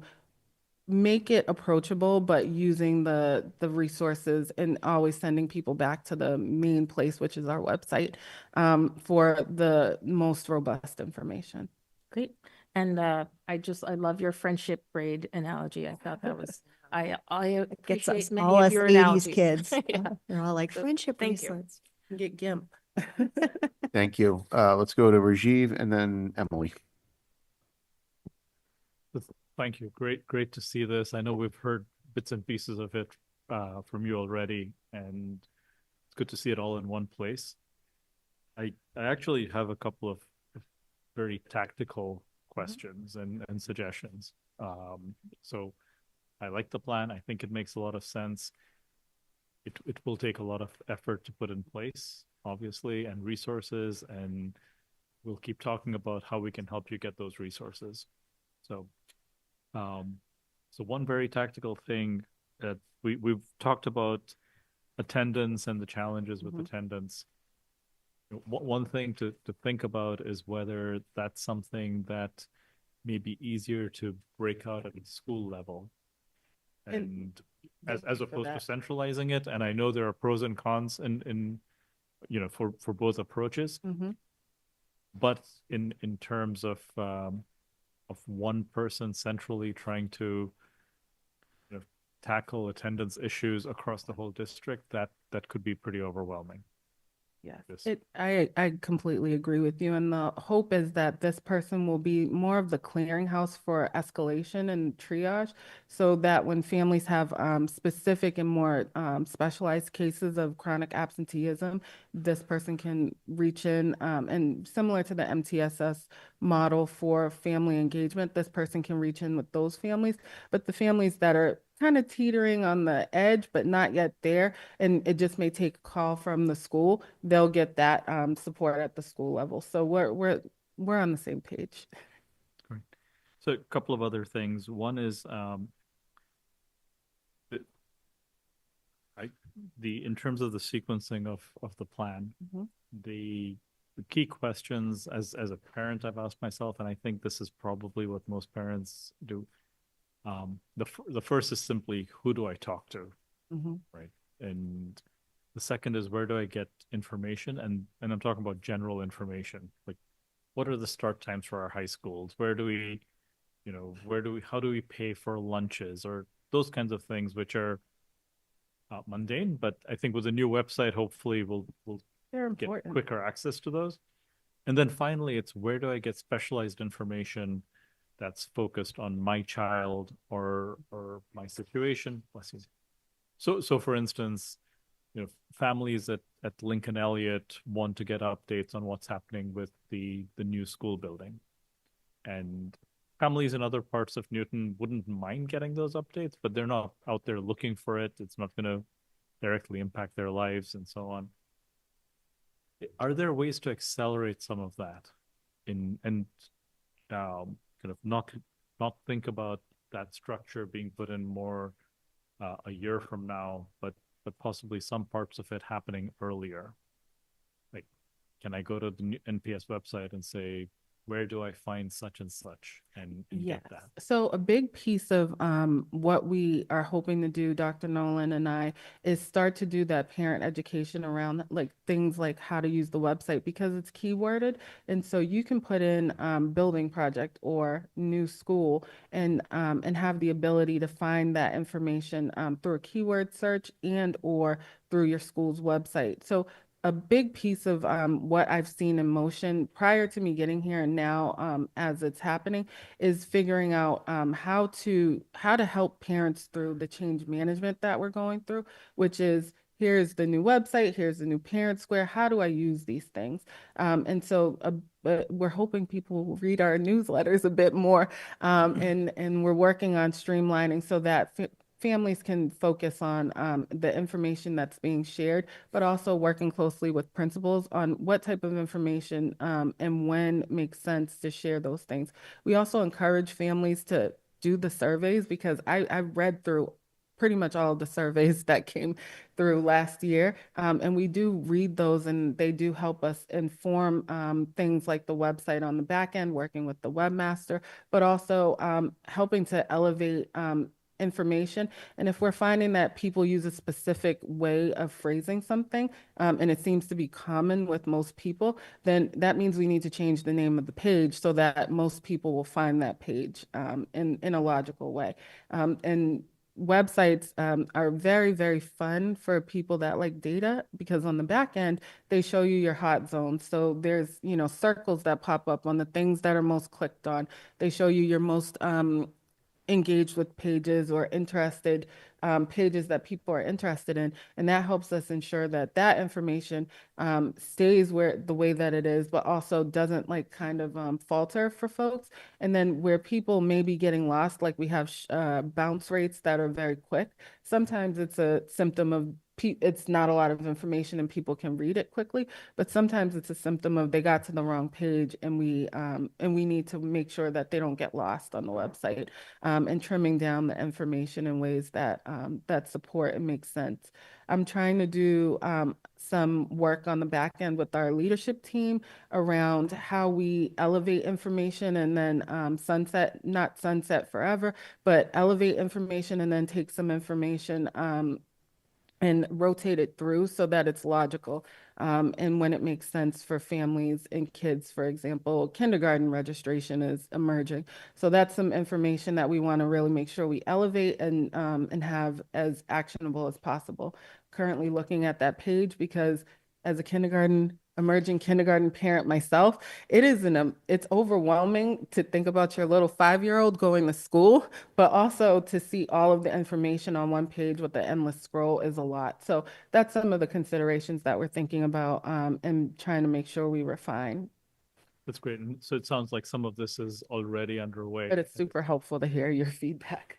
And the final quick comment is, I absolutely encourage you to leverage existing groups and structures in a two-way fashion. Some of the examples you gave had me thinking of LPAC. Yes. If you're helping families new to the district and you want to put them in touch with LPAC, especially if they have language requirements and so on, that would be great. It can work in both directions. Same thing with CPAC and then very much the PTOs. Yes. So again, I seem to remember that these are some of the things that are part of the broader umbrella, but very much encourage you to leverage the structures that are in place too. Absolutely. I'm very excited about all of the parent groups that are thriving here, and I've been working very closely with the offices that kind of have the closer relationship with these groups so that I can figure out the entry there once we really get some skates under our feet for this office. Thank you. Thank you, Emily. I'll make this quick because I'm mindful of time and also of your time as well. Tamika actually asked my question about the brand ambassador. So I just want to sort of second that, making sure that,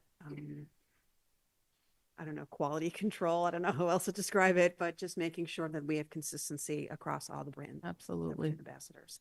And then the second thing, which Rajiv just mentioned, is just, so a lot of these family speakers or family workshops used to be traditionally sort of seated in the PTOs, and one PTO would sponsor a speaker. I saw Raising Cain. There was that book that was, like, I'm showing my age. Anyway, so those sorts of things were usually done by one PTO or a couple of PTOs would gather together to get, you know, a bigger speaker. And I think leveraging them would be wonderful and fantastic, because I suspect that this stuff is happening already in Yes. smaller ways in various and sundry parent groups. So I think this is wonderful and amazing. I was one of those people who's like, what is this? What is family engagement? I have no idea what does this mean? And now I have a much better idea. So thank you so much for sharing your vision. Thank you. Thank you. Ping. Thank you. First of all, Christina, this is a wonderful presentation, and the content is tremendous. And I was very impressive to put this together.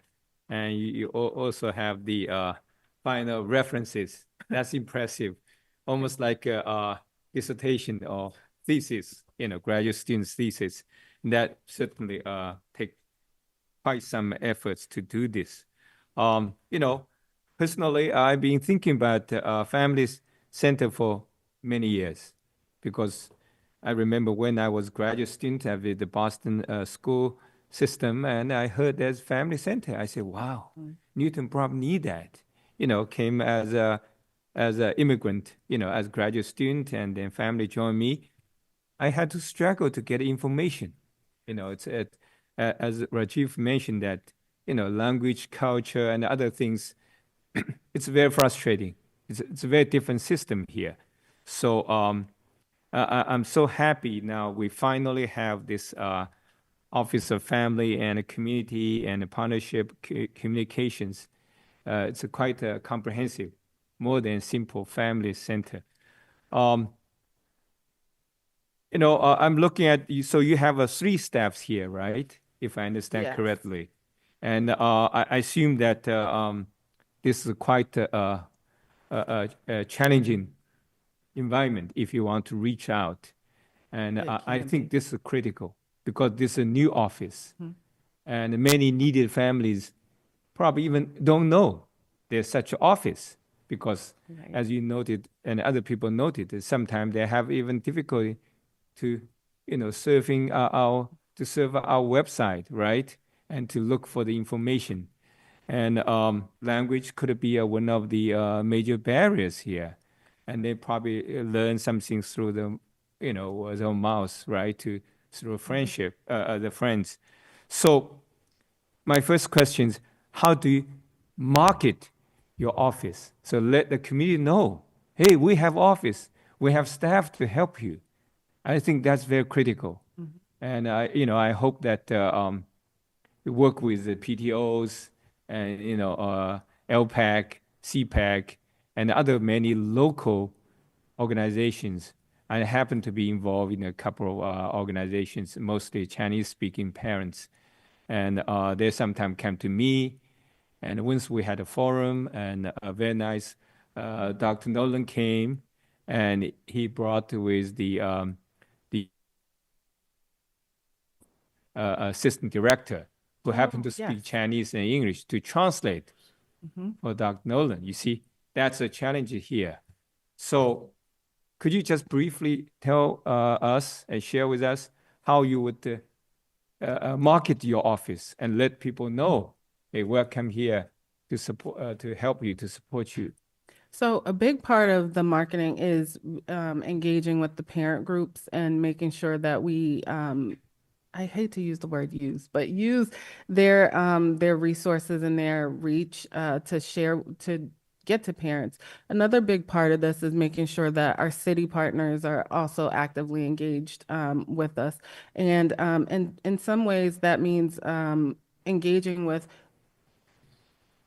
departments that may seem unlikely. For example, I know that it's a very long name, but it's the department that services our senior members of the community. There are many grand families that support kids in the schools. They do pickups, they do drop-offs. They may also be raising some children. And so making sure that we engage across the board with departments of that nature, but also there are a lot of really engaged community partners that that want to share information.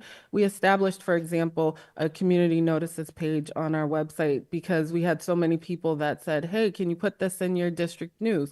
And the law does not allow us to advertise to families. So I will say we wanted to figure out a way to share the good information in a way that's logical, and it's kind of picked up steam. So using that list as a way to do our further outreach and stretch our arms and amplifying, because a big piece of marketing is not just the initial outreach that you do, but the amplification through brand ambassadors, through people that will share the messaging that you send out and help stretch your arms in places that you probably can't get to or may not have a captive audience in. And so that's kind of the goal. Now, as one person, it's a little harder. I'm stretched a little thin, but with the team, there will be more capacity to do some more actionable and actually reach in and establish those relationships with people where it's reciprocal. So it's not just us coming out to our city partners or the parent groups or our community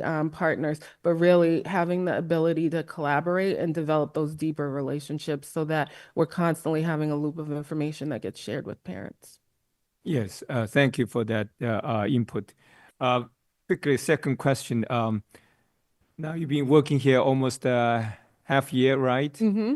And based on your experience and your colleagues' experience, what kind of family needs, what kind of situations you guys been very helpful? And could you give us just one example without sharing any private information, just generally speaking, what kind of needs you think Newton families really need a lot of help, or you happen to have in a situation to help them?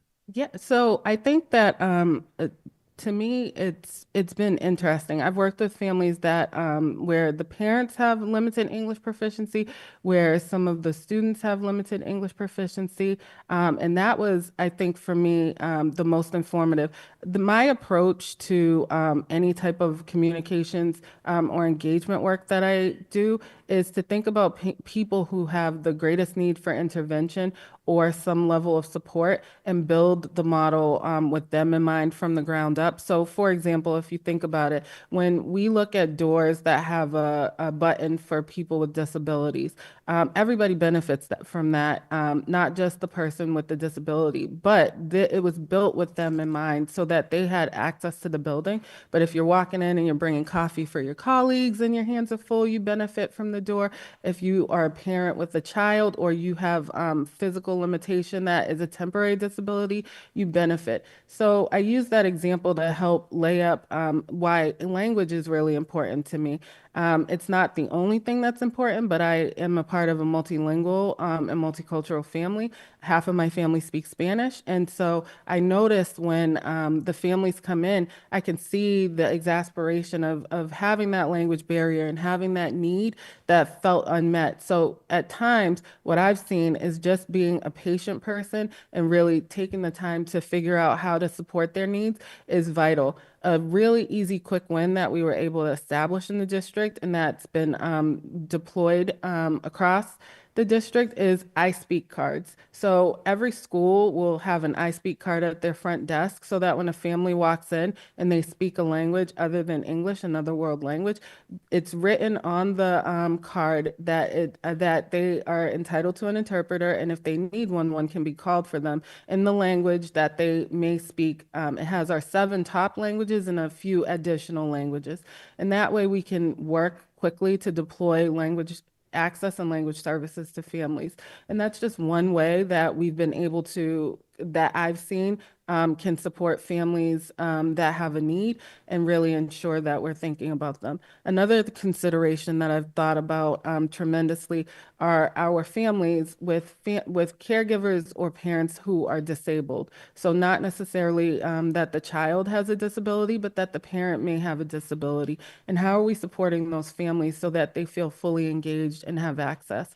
And I haven't heard from personally from those families, but those are the people that I tend to think about because When I'm in rooms, I listen to the voices in the room, but I always ask who's not in the room and who might want to be heard. And so that's some of the areas where I've heard from colleagues are considerations that are important. And also just personally in my practice, they rise to importance. Thank you so much. Last, just we are probably going to have some New Year's celebration, locally with my network. And is that convenient? Is that too much to ask if we have some event at night? Would you be able to come, or your colleague could come? Dang, you can't ask me on camera. I can't.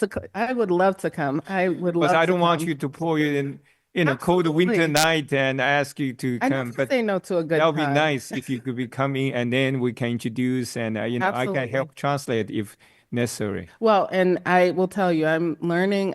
So I'm trying to be gentle with myself. I am a bilingual person. I am an emerging bilingual. I speak Spanish pretty conversationally. I'm hoping to learn ASL. And Chinese is one of the languages I want to learn, but I have to get familiar with the alphabet. Wow. So You'll make a lot of friends in I'm my heading network. there. I'm heading there. Into that. I'm heading there. Thank you so Yeah, much. could you work on that, please? Just I'm really working on it. quickly. I'm working on it. I bet Dr. Nolan need that kind of person right Mhm. away. Say, hey, someone just called me, and could you help? I love Thank it. you. Thank you so much. All right, thank you, Anping.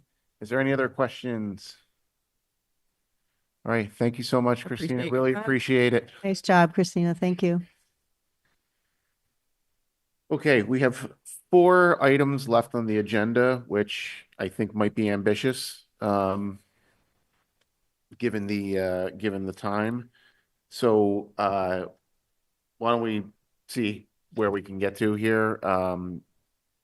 We had members request Katie come back And she's here, and so yes, I'd love to for, let her get home to bed. for a follow-up on MCAS, which was partly woven into Dr. Flanagan's presentation, but I think there were some follow-on questions. Yeah, I just, working our norms, I just want to go to the questions that were submitted in advance and just attend to those questions. And Katie and I got those in advance and we'll be super efficient. So Yeah, Liam just said 2 minutes. yeah, yeah. So there was a request for, could you summarize your take on the value and importance of MCAS in terms of academic assessment, curriculum and pedagogy and guidance going forward? Not about these particular results, but how we would use them generally. So this year is kind of particularly an unproductive year for us in terms of MCAS use because MCAS, none of the items were released for us to review. So the test, we have the results, but we don't know all the reasons why behind it. In a typical year, principals, grade levels, department heads, central office members, we would be diving into the MCAS assessments in the following way. MCAS is not something that is easy with which to track student growth. You can look year over year at particular cohort growth. You can look at year over year for students, but it's not like our benchmark assessment tests, which we've just put in place for math and ELA, where you can see student growth within a year. It is a nice companion to that portfolio, but it literally is supposed to say, did you teach the state standards and how did students show their knowledge of those state standards? So that's an interesting conundrum here when we know that we have different schools teaching different standards to a different degree at different schools. So it's an interesting data point. It's not the best data point. We really need common assessments within our own school system that say, these are the units that we taught, and these are the assessments results. But we do look at them and we do try to make sense of them. And if there are curriculum alignment pieces, so for example, Stephen was telling us when he was math department head, they would realign their coverage based on what was on the test each year and what would need to be added the next time. And much talk, as always in math, about the 8th grade test is harder than the 10th grade test, and they're almost identical tests. And this is sort of, Anping has said this at this meeting too. So in terms of like our value on the test,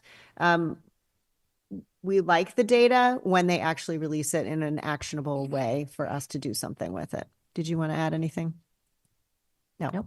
Okay. That's great. Thanks. The second was, and this is a Katie question, are the MCAS tests well-constructed, good tests? So, in terms of that question, there is a highly detailed technical manual available on the DESE website that if you are curious how the test is constructed and the analysis that is done every year on the results in terms of equating with prior years and setting, the conversion tables for raw score to scale scores and the test design blueprints, you can go take a look. I'm not going to try to summarize that right now because we would be here for a really, really long time. But I'd be happy if there are specific questions about that manual to try to answer them to my ability. But I would encourage people to take a look at those documents. And then the last question was, are MCAS results ever used by some same grade teachers and learning specialists to learn from together? The answer is yes, they are. Are there class by class breakdowns that teachers and admins see? Yes, there are. And school to school comparisons? Yes, there are. Part of our State of the Schools work was creating a common framework for our schools and teacher teams to look at that data to report to us in a way that is meaningful to them. And then we saw them take their State of the Schools and then go back to their faculties and show them what they learned in the State of the Schools. So the answer is yes to that. And I think I answered the other question, which was, can MCAS be tracked over years and is it a good supplement to formative assessments? Yes and yes.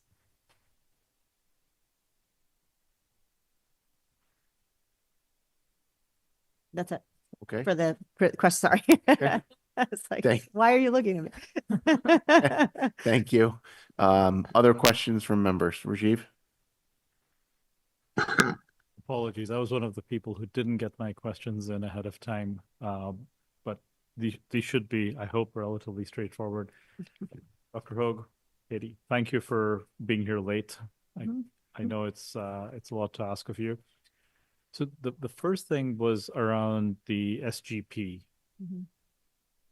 Would it be reasonable to say that an SGP of below 50 shows that that group is going backward or performing less well than you'd expect or be tracking for? So the state guidelines are that an average SGP between 40 to 60 is considered typical growth. So if you're seeing for particular groups of students or schools or subjects, if an SGP is within that range of 40 to 60, we consider that typical growth. Got it. So below 40 would be backwards progress. So 40? Or less growth right. than the In a year. group of peers that group of students is being compared to. Got it. And 50 would be average growth. 50 is typically the state average growth for a particular subject and group of students. Thank you. Okay, so if we're below 50, we are in the acceptable range, but it does mean that that particular cohort is not doing as well as you would typically expect in terms of progress. They're not growing as much as their peer group. It doesn't mean that there was no growth at all. It just means that growth was lower than other students in that group. Again, in the abstract, it's hard to explain that right. Oh, got it. And I fully understand that these are consolidated numbers, so we're not talking about an individual in a certain cohort because it would be all over the place, most likely. So thank you. That's helpful. In general, I was looking at broader subgroups, and one of the things that seemed to jump out was that we're looking at subgroups where the gap seems to be growing between the average within Newton and then those particular subgroups. So students with disabilities, to some extent English language learners, but to a greater extent former English language learners, that it's almost showing a little bit of regression. Are these some of the insights we saw? Because there's a ton of data. It's a very nicely done detailed document, but I was trying to see what themes we had. And those were some of the ones that came up. So it's not just that the gap persists, but in many cases the gap is is getting wider. So did that fit in with what you saw, or Dr. Nolan with what you saw? It depended on the cohort. We also saw some cohorts that actually made more progress. So one of the things that we did was use that data during the state of the schools and cross-checked it with other data like the reading iReady data or the STAR Math, and tried to make sense of, what does this really mean? Right. And then also for students with disabilities, the other thing, it seemed to be a clearly widening gap. It's also hard to tell what percentage of those students did a portfolio versus taking the exam. I don't know if that's something that's easy to figure out, or if it's in the data, or if they don't tell us. It is in our data file. What your students who took the alternate assessment, is that what you're talking about? Competency. In the 10th grade in the high school. We have a very small number of students who do that. And I believe that last year was actually 0 for the portfolio. I would have to, don't quote me on that, right? I'd have to go back and double check, but that is very small. So you want to know the number of kids who did the portfolio for competency determination in high school. I believe it's 0, but we can confirm that. Because there are two different portfolios, and one shows competency and the other doesn't. Yep. So which I think not a lot of families know that there are these two different versions, but just how that breaks up would be interesting, because as I've mentioned in the course of other presentations, the competency portfolio is a tremendous amount of effort to put together, and DESE shows minimal flexibility in terms of what's submitted. It's an adult test. And if you have a typo, it could throw out an entire section. So it would just be helpful to understand, because again, do we need to put more, again, not knowing exactly what will be happening with MCAS, do we need to put some more support behind getting those competency portfolios done? Well, all of this is up for discussion. So we're holding a Tri-County meeting in January with all the superintendents in Tri-County. We're having a webinar with the commissioner next week. There still isn't clear guidance on what all the operations are going to be here. And then the final kind of questions or comments I had was around comparison districts. So I have never before seen Natick and Cambridge included in comparison districts. And I'm not sure what led to them being included. Actually, as I went through it, I just completely ignored those data points because they were consistently the two lowest ones. And somewhat artificially made Newton look better because we were middle of the pack as opposed to bottom of the pack. So have we changed how we think about peer districts? So Cambridge and Natick have been included in this report for, I believe, the past 3 years as comparison districts. And they were selected based on the fact that they serve similar populations of students to Newton, or they are similar, or they are, in terms of proximity, other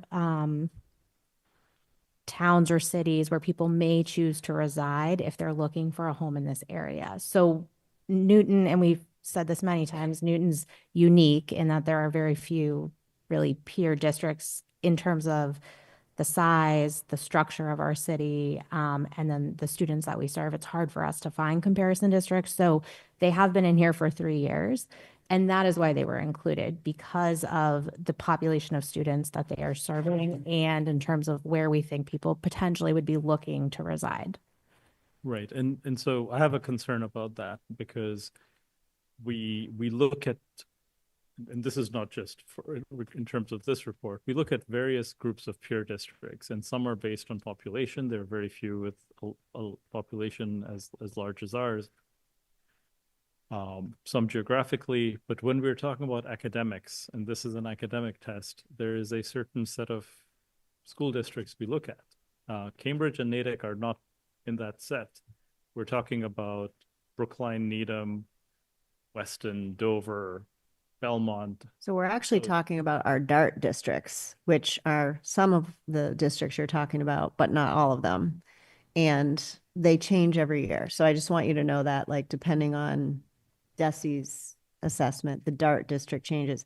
I was loath to make any changes because I don't want anybody saying we're trying to game the system and this is what it's been for 3 years. So I'm happy to pursue other cohorts that we want to look at. I think it's just the context here, because the context is for this particular report is academics. Right? When we're looking at facilities spent per student and things look different. But for this one, yeah, there are pros and cons to all of the towns that are listed. But if in any discussion about what we think of as our academic peer districts, again, there are differences. And then in looking at the ones that I do think are our academic peer districts, if it wasn't for Brookline, we in a couple of situations, we'd probably be at the bottom looking at a 4-year range for almost all the analytics that were done, right? Again, setting aside Cambridge and setting aside Natick. So I understand that the MCAS is a limited measure of how we're doing as a school district. But if it can give us useful information about where to place our resources, what to invest in, we should take those lessons from here and get some insights. And I would love to understand what those are, because most of the central team leadership wasn't here for these years. We're just looking at here's what's happened, here's the trajectory we're on, and what can we do now? And I think that's an important discussion to have. So I just pulled up the DART from DESI. DART is the District Analysis and Review Tools. So DESI says these are the schools that we think are most comparable to you based on and I can read you all the criteria by which they do that. And those districts this year are Acton, Boxborough, Andover, Arlington, Bedford, Brookline, Chelmsford, Melrose, Milton, Natick, and Westford. So, no idea how they come up with that. So I can tell you that. I believe it's on the website, but I don't think someone looking for a home in Newton is necessarily going to be looking at all the towns on that list. Go ahead. What is the criteria for DART? Well, again, off the top of my head, it's typically looking at populations of students that the district serves, and it's trying to identify districts that serve a similar demographic. And so I don't know, Anna, if you It could says find it when the quickly. user selects a district, DART tools generate the list of 10 comparable districts based on enrollment characteristics. They are compared within their grade span group, K-12, elementary, vocational, technical, agricultural. Anywho, point taken. I hear what you're saying, but I would suggest not going with the DART list either.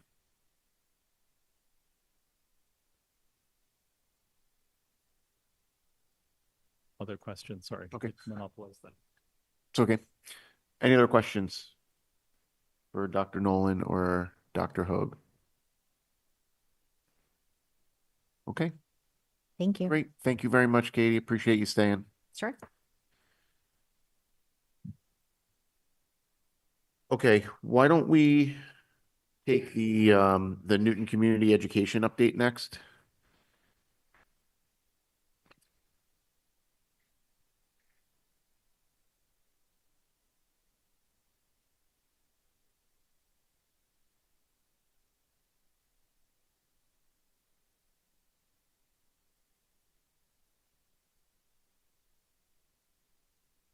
Good evening, everyone. Liam Hurley, and I'm joined by NC Director Kate Carpenter-Benier. So you've got a memo here, and just very briefly, this outlines kind of the plan for NCE and what they've done to date. So, very briefly, staffing-wise, they're going to be in the process and have already started to reduce staffing. So they're going to be down to 5.4 FTE. By mid-January, so that is already in the works.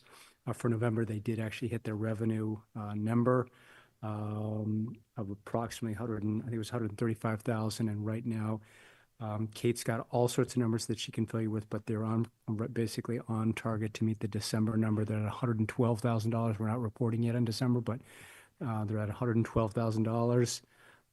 She also gave me some information. They have 220 summer registrations right now, which is also very much on track for where they were last year. There's almost 2,000 summer registrations that happen. I think I've given kind of a list of the approved invoices. We're looking at every invoices I've got on my side. I've also let the committee know that I've encumbered $500,000 into an account. As a reminder, an encumbrance does not mean it's spent. It's just sitting aside for us. This was kind of what the comptroller wanted. So at year end. And so kind of obviously the key number for me, our balance at year ending, if that was a negative amount, that would be something the NPS budget would have to absorb, and we're certainly going to do our best to bring that down. So I'm mindful of time. I think Kate could answer a lot of other questions, but I just wanted to give that kind of that just broad overview and open it up. Okay, thank you for that introduction, Liam. I can start with one question. Just in looking at the November expense items, there was a line that went from, I think it was the instructor line went from 120,000 to 20,000 or something. That was just programs that were not being offered, I assume. Well, we didn't pay the bills in I November. think there was a timing thing. So those bills, we're going to start seeing more of those. So I've been basically looking, and I've only approved a certain number of bills. So those are the instructor bills that will be coming through. So more will be hitting. In December. Yeah. Okay, so we should expect the December line then to jump by $100,000 on the expense side. Okay. Chris? Oh, Paul, go ahead. Thank you. Thanks for this report. I may not be asking this exactly right, but let me just try. We're holding a reserve of $500,000 in the hope we don't have to use it or much of it. I'm having trouble in reading this report, knowing or understanding at what point we will know that the run rate has improved sufficiently so we don't have to draw down that reserve. Is that a clear question, Liam? Yeah, I think it's a clear question with I think a difficult answer in terms of, and I think that this is kind of two big factors. One is the revenue. How are we going to do? And I think Chair Bresky brought this up, in this being kind of a revenue issue. So I think the idea is how is NCE doing and hitting its benchmark? So we're not going to, that money comes in, and it's now coming in over the next few months. So as this money comes in, we need to closely track that, and that's what we're going to be doing. Simultaneously, we need to reduce expenses, and that's what we're doing as well.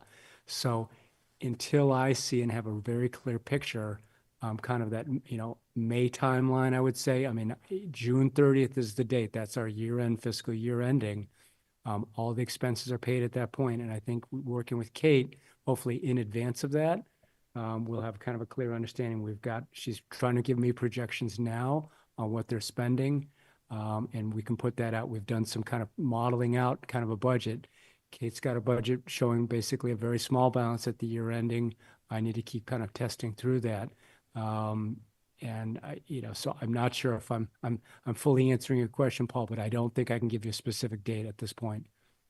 So the way I look at turnarounds is, there are two ways to do a turnaround to improve the run rate. One is to improve revenues, the other is to decrease expenditures.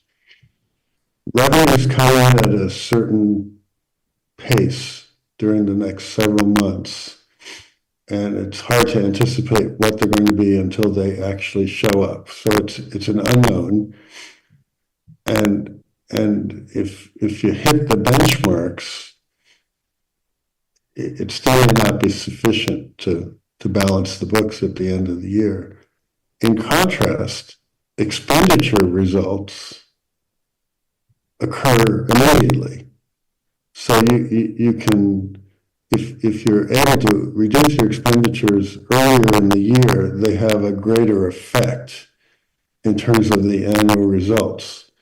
Whereas every month you wait on expenditures, you've reduced the efficacy of that reduction in helping to improve the bottom line.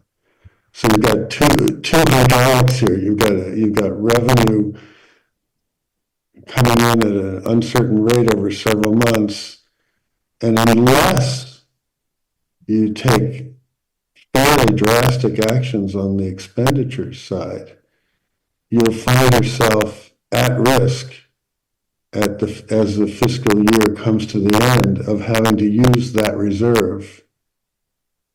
And in terms of the NPS total budget, that means less carryover for the next fiscal year, said carryover that we're counting on. And so I guess what I'm asking is, I appreciate that you've made expenditure reductions.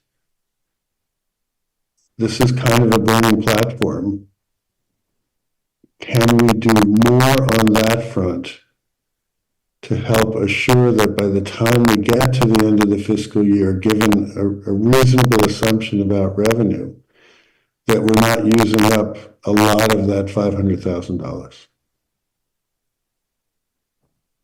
So I'll just briefly start. I think you mentioned it. So the annualized savings, but we're not getting the full amount this year. Obviously, the loaded cost of salaries. So I think it's approximately 1.8 FTE reductions, about $160,000. That's an annualized cost. So we're not going to see that full cost savings this year. Kate, I don't know if you're able to talk to some other savings. I know she's looking at her credit card statements, credit card charge usage. If you can come up with any other, other savings you've been talking about. Well, we are, yeah, we're going to be putting out an RFP more than likely for the credit card company. And then, but I mean, I would say that the current budget, which has projections for revenue that are very conservative based upon the last few years, is now in line with our expenditures. And so we're looking at right now a balanced budget with the reductions that we've made right now, assuming that the revenue is going to be in keeping with 23 and 24, which right now it's on track to be in keeping with that. I guess I understand that in a steady state kind of way going off into the future, but I don't think that necessarily solves this fiscal year's problems.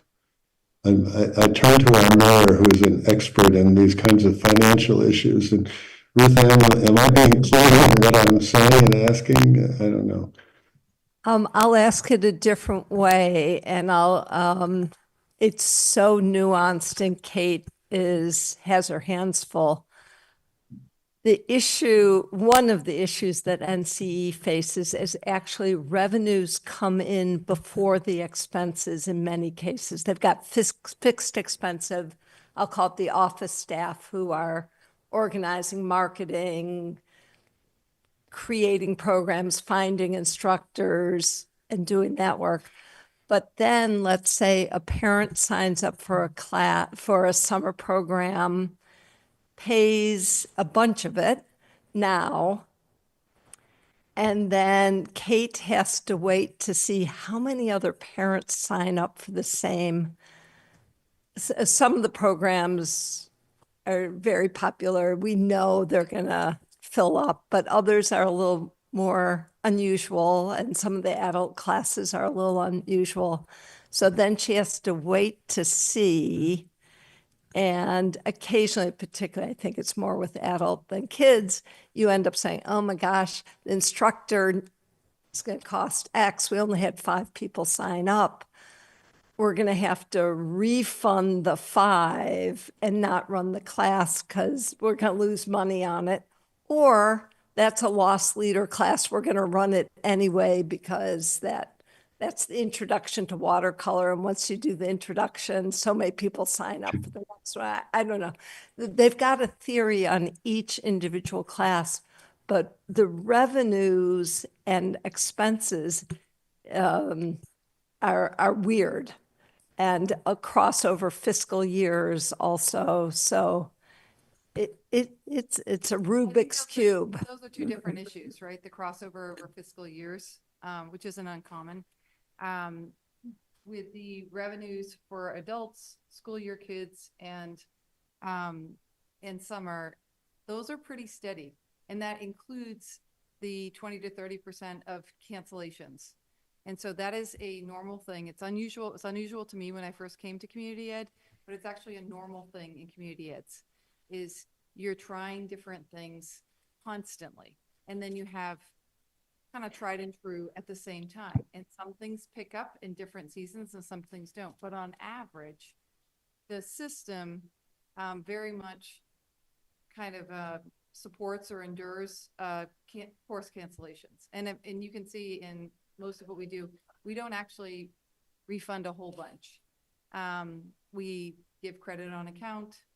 People roll it over to another class. In particular, kids' classes roll over to other classes in the summertime. If a class gets canceled because it's not as popular, the parent still needs the care and they'll take another class. So, Chris, if I can just conclude, I don't want to find myself and ourselves regretting the decision we made to continue to support the program for this year and to have to use up that reserve and in essence take it away from other NPS programs. And so I would ask two things. I'd ask for another hard look at the current level of expenditures to see what can be saved now, not on an annualized basis, but on this fiscal year basis to help avoid an untoward result at the end of the fiscal year. And I would also say further that if we can't show a dramatic improvement in the result for this fiscal year, in other words, if we do end up using a substantial portion of that $500,000, I personally would have a hard time doing it again in the next fiscal year, because our overall obligation here is to the students and the teachers in NPS, and Anna has put forth a very powerful and important agenda that's going to cost money over the next several years, and I don't want to put that at risk. And I guess what I'm saying is, if the community is not going to show sufficient support or interest in NCE over the coming months, I don't think it's our job to continue to rescue it over the coming years. Thanks, Chris. Okay. Thank you, Paul. Barry? Yeah, actually don't have my question anymore, but I will just make a comment that it's nice to see things are stable. I was a little bit disappointed that there wasn't a little bit of an uplift in registrations after the level of outreach that we received. we're actually seeing them now. Oh, you count. Somewhat depressed or delayed from what we heard parents saying to us, because they were concerned about what was going to happen on November 18th and whether or not summer was going to run. Okay. But now we're back up to literally right now the same level of enrollments that we were at this time last year for summer. Adults are actually higher, and school year kids is at the same level. All So there's Hopefully it will continue. I just think, based on the outreach that we got and the what we heard from the community, I thought it would be larger, but maybe it's just a bit delayed. It was just a bit delayed, but we're actually seeing, like, the phones are ringing, enrollments are coming. We just made $30,000 over the weekend. Okay. So, Hey. we also just received a $7,000 grant for scholarships from the Hauser Trust. That's on top of $3,000 other dollars that's already come in this year for scholarships. I think things are looking very positive. We've put out the RFP for the driver's school. We're running trips. We're running Peru and Sicily in the spring. I there's a lot of energy happening, I'm happy to say. And I share Paul's goal, absolutely. Like, I am a parent, I am an educator here. I want the same. I want us to be self-sustaining. I don't want us to be a drag on the core mission of the district. That is our goal. I would just say one last thing, that one of the documents we're working on is that, and you spoke about those classes and cancellations, but just to really make sure that we are making sure that every class that we run runs with a positive balance, and that's not just the instructor fee, but we do have kind of a facility cost. Loss, yeah. Right. So instructor loss, but any kind of other costs, Yes. supplier costs. So it's something that Kate and I are working on to be able to show you folks something that's kind of, here's the fully loaded cost of all this in here. And if something is a negative number, that's not going to, that's not going to help with that bottom line number. That's going to go the other way. So making sure these programs certainly run with a positive net number. You good, Barry? Yeah. Okay, great. Thank you. Tamika? So I share, I think, to a large extent, the sentiment behind Paul's comments, which are that it is imperative that NCE, come the end of the year, that you hit the numbers that you articulated, the more positive ones, the ones reflective of hitting your marks and balancing books and coming in on budget. That imperative goal is such that I think it does bear a deep, deep look at what your existing expenditures are now and your existing cost drivers are now, and making sure that those have been as reduced as you are comfortable doing. And to the extent that you are saying, I've done all of that and there's no more reduction to be had, I think at this point we're left with hoping that you do in fact hit those numbers and that we don't have to draw from the reserves or the funds that have been encumbered. So I think it's going to be important for us to have a continuing dialogue, and you've committed to doing that. You're here now, which is great. So at the end of the year, we're going to need to see that you've not only hit your numbers and balance your budget, but I think that you, in a perfect world, would be starting to build back that reserve of your own, right? Because that's showing the healthy self-operating system that you would like to aspire to be. God bless you. And so to that point, it is actually a good idea to look more deeply at your costs and making sure that you are as getting lean as you can, so that you're driving to that better financial outcome of being able to be self-sustaining and having your own pocket of funds, building that back up. So, thank you. Thanks, Tamika.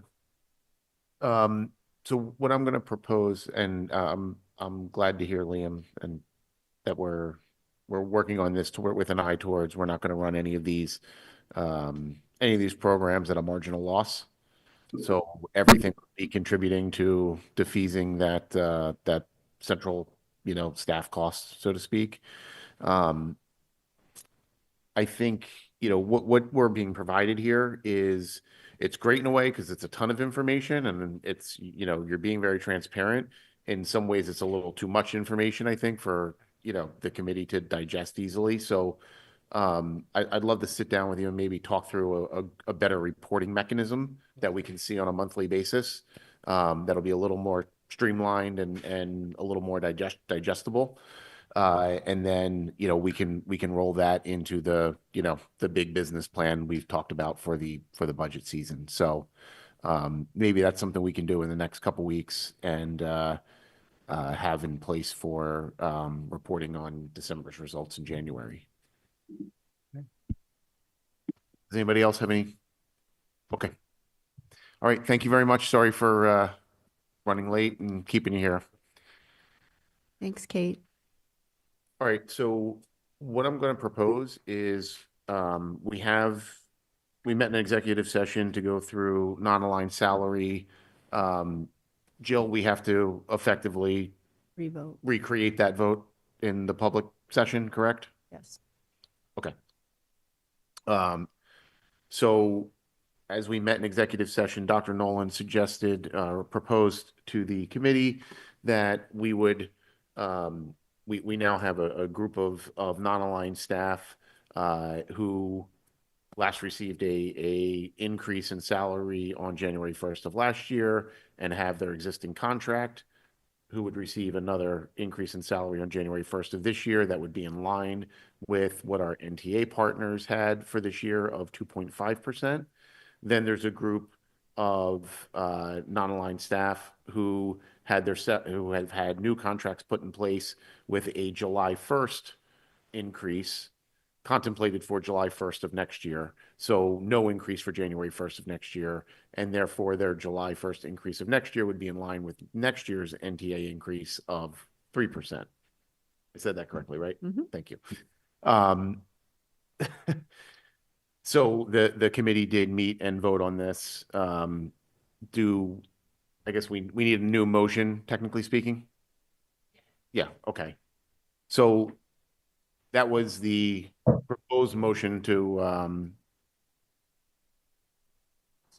For the motion. that would be fantastic. Thank you.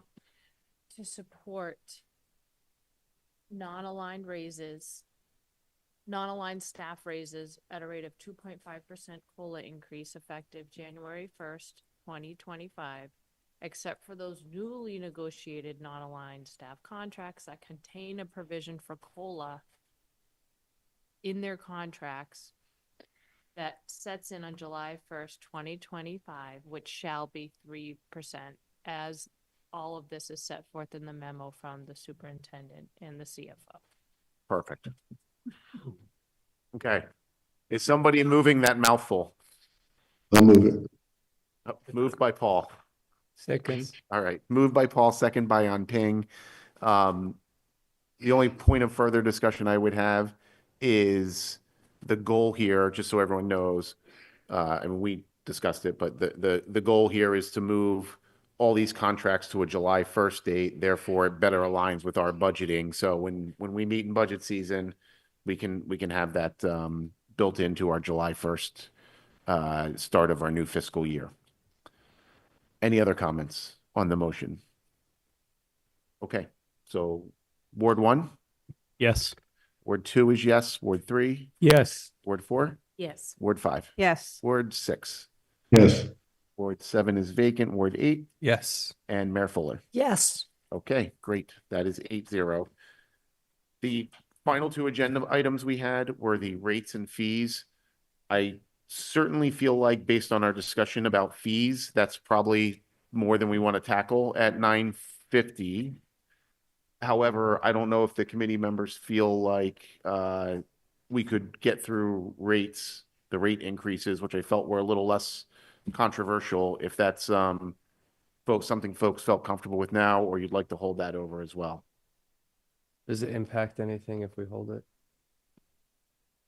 No, both the rates and the fees actually would be effective FY26. So I don't think holding it over has much of an impact now. It just impacts how much revenue we bring in and how much people cost.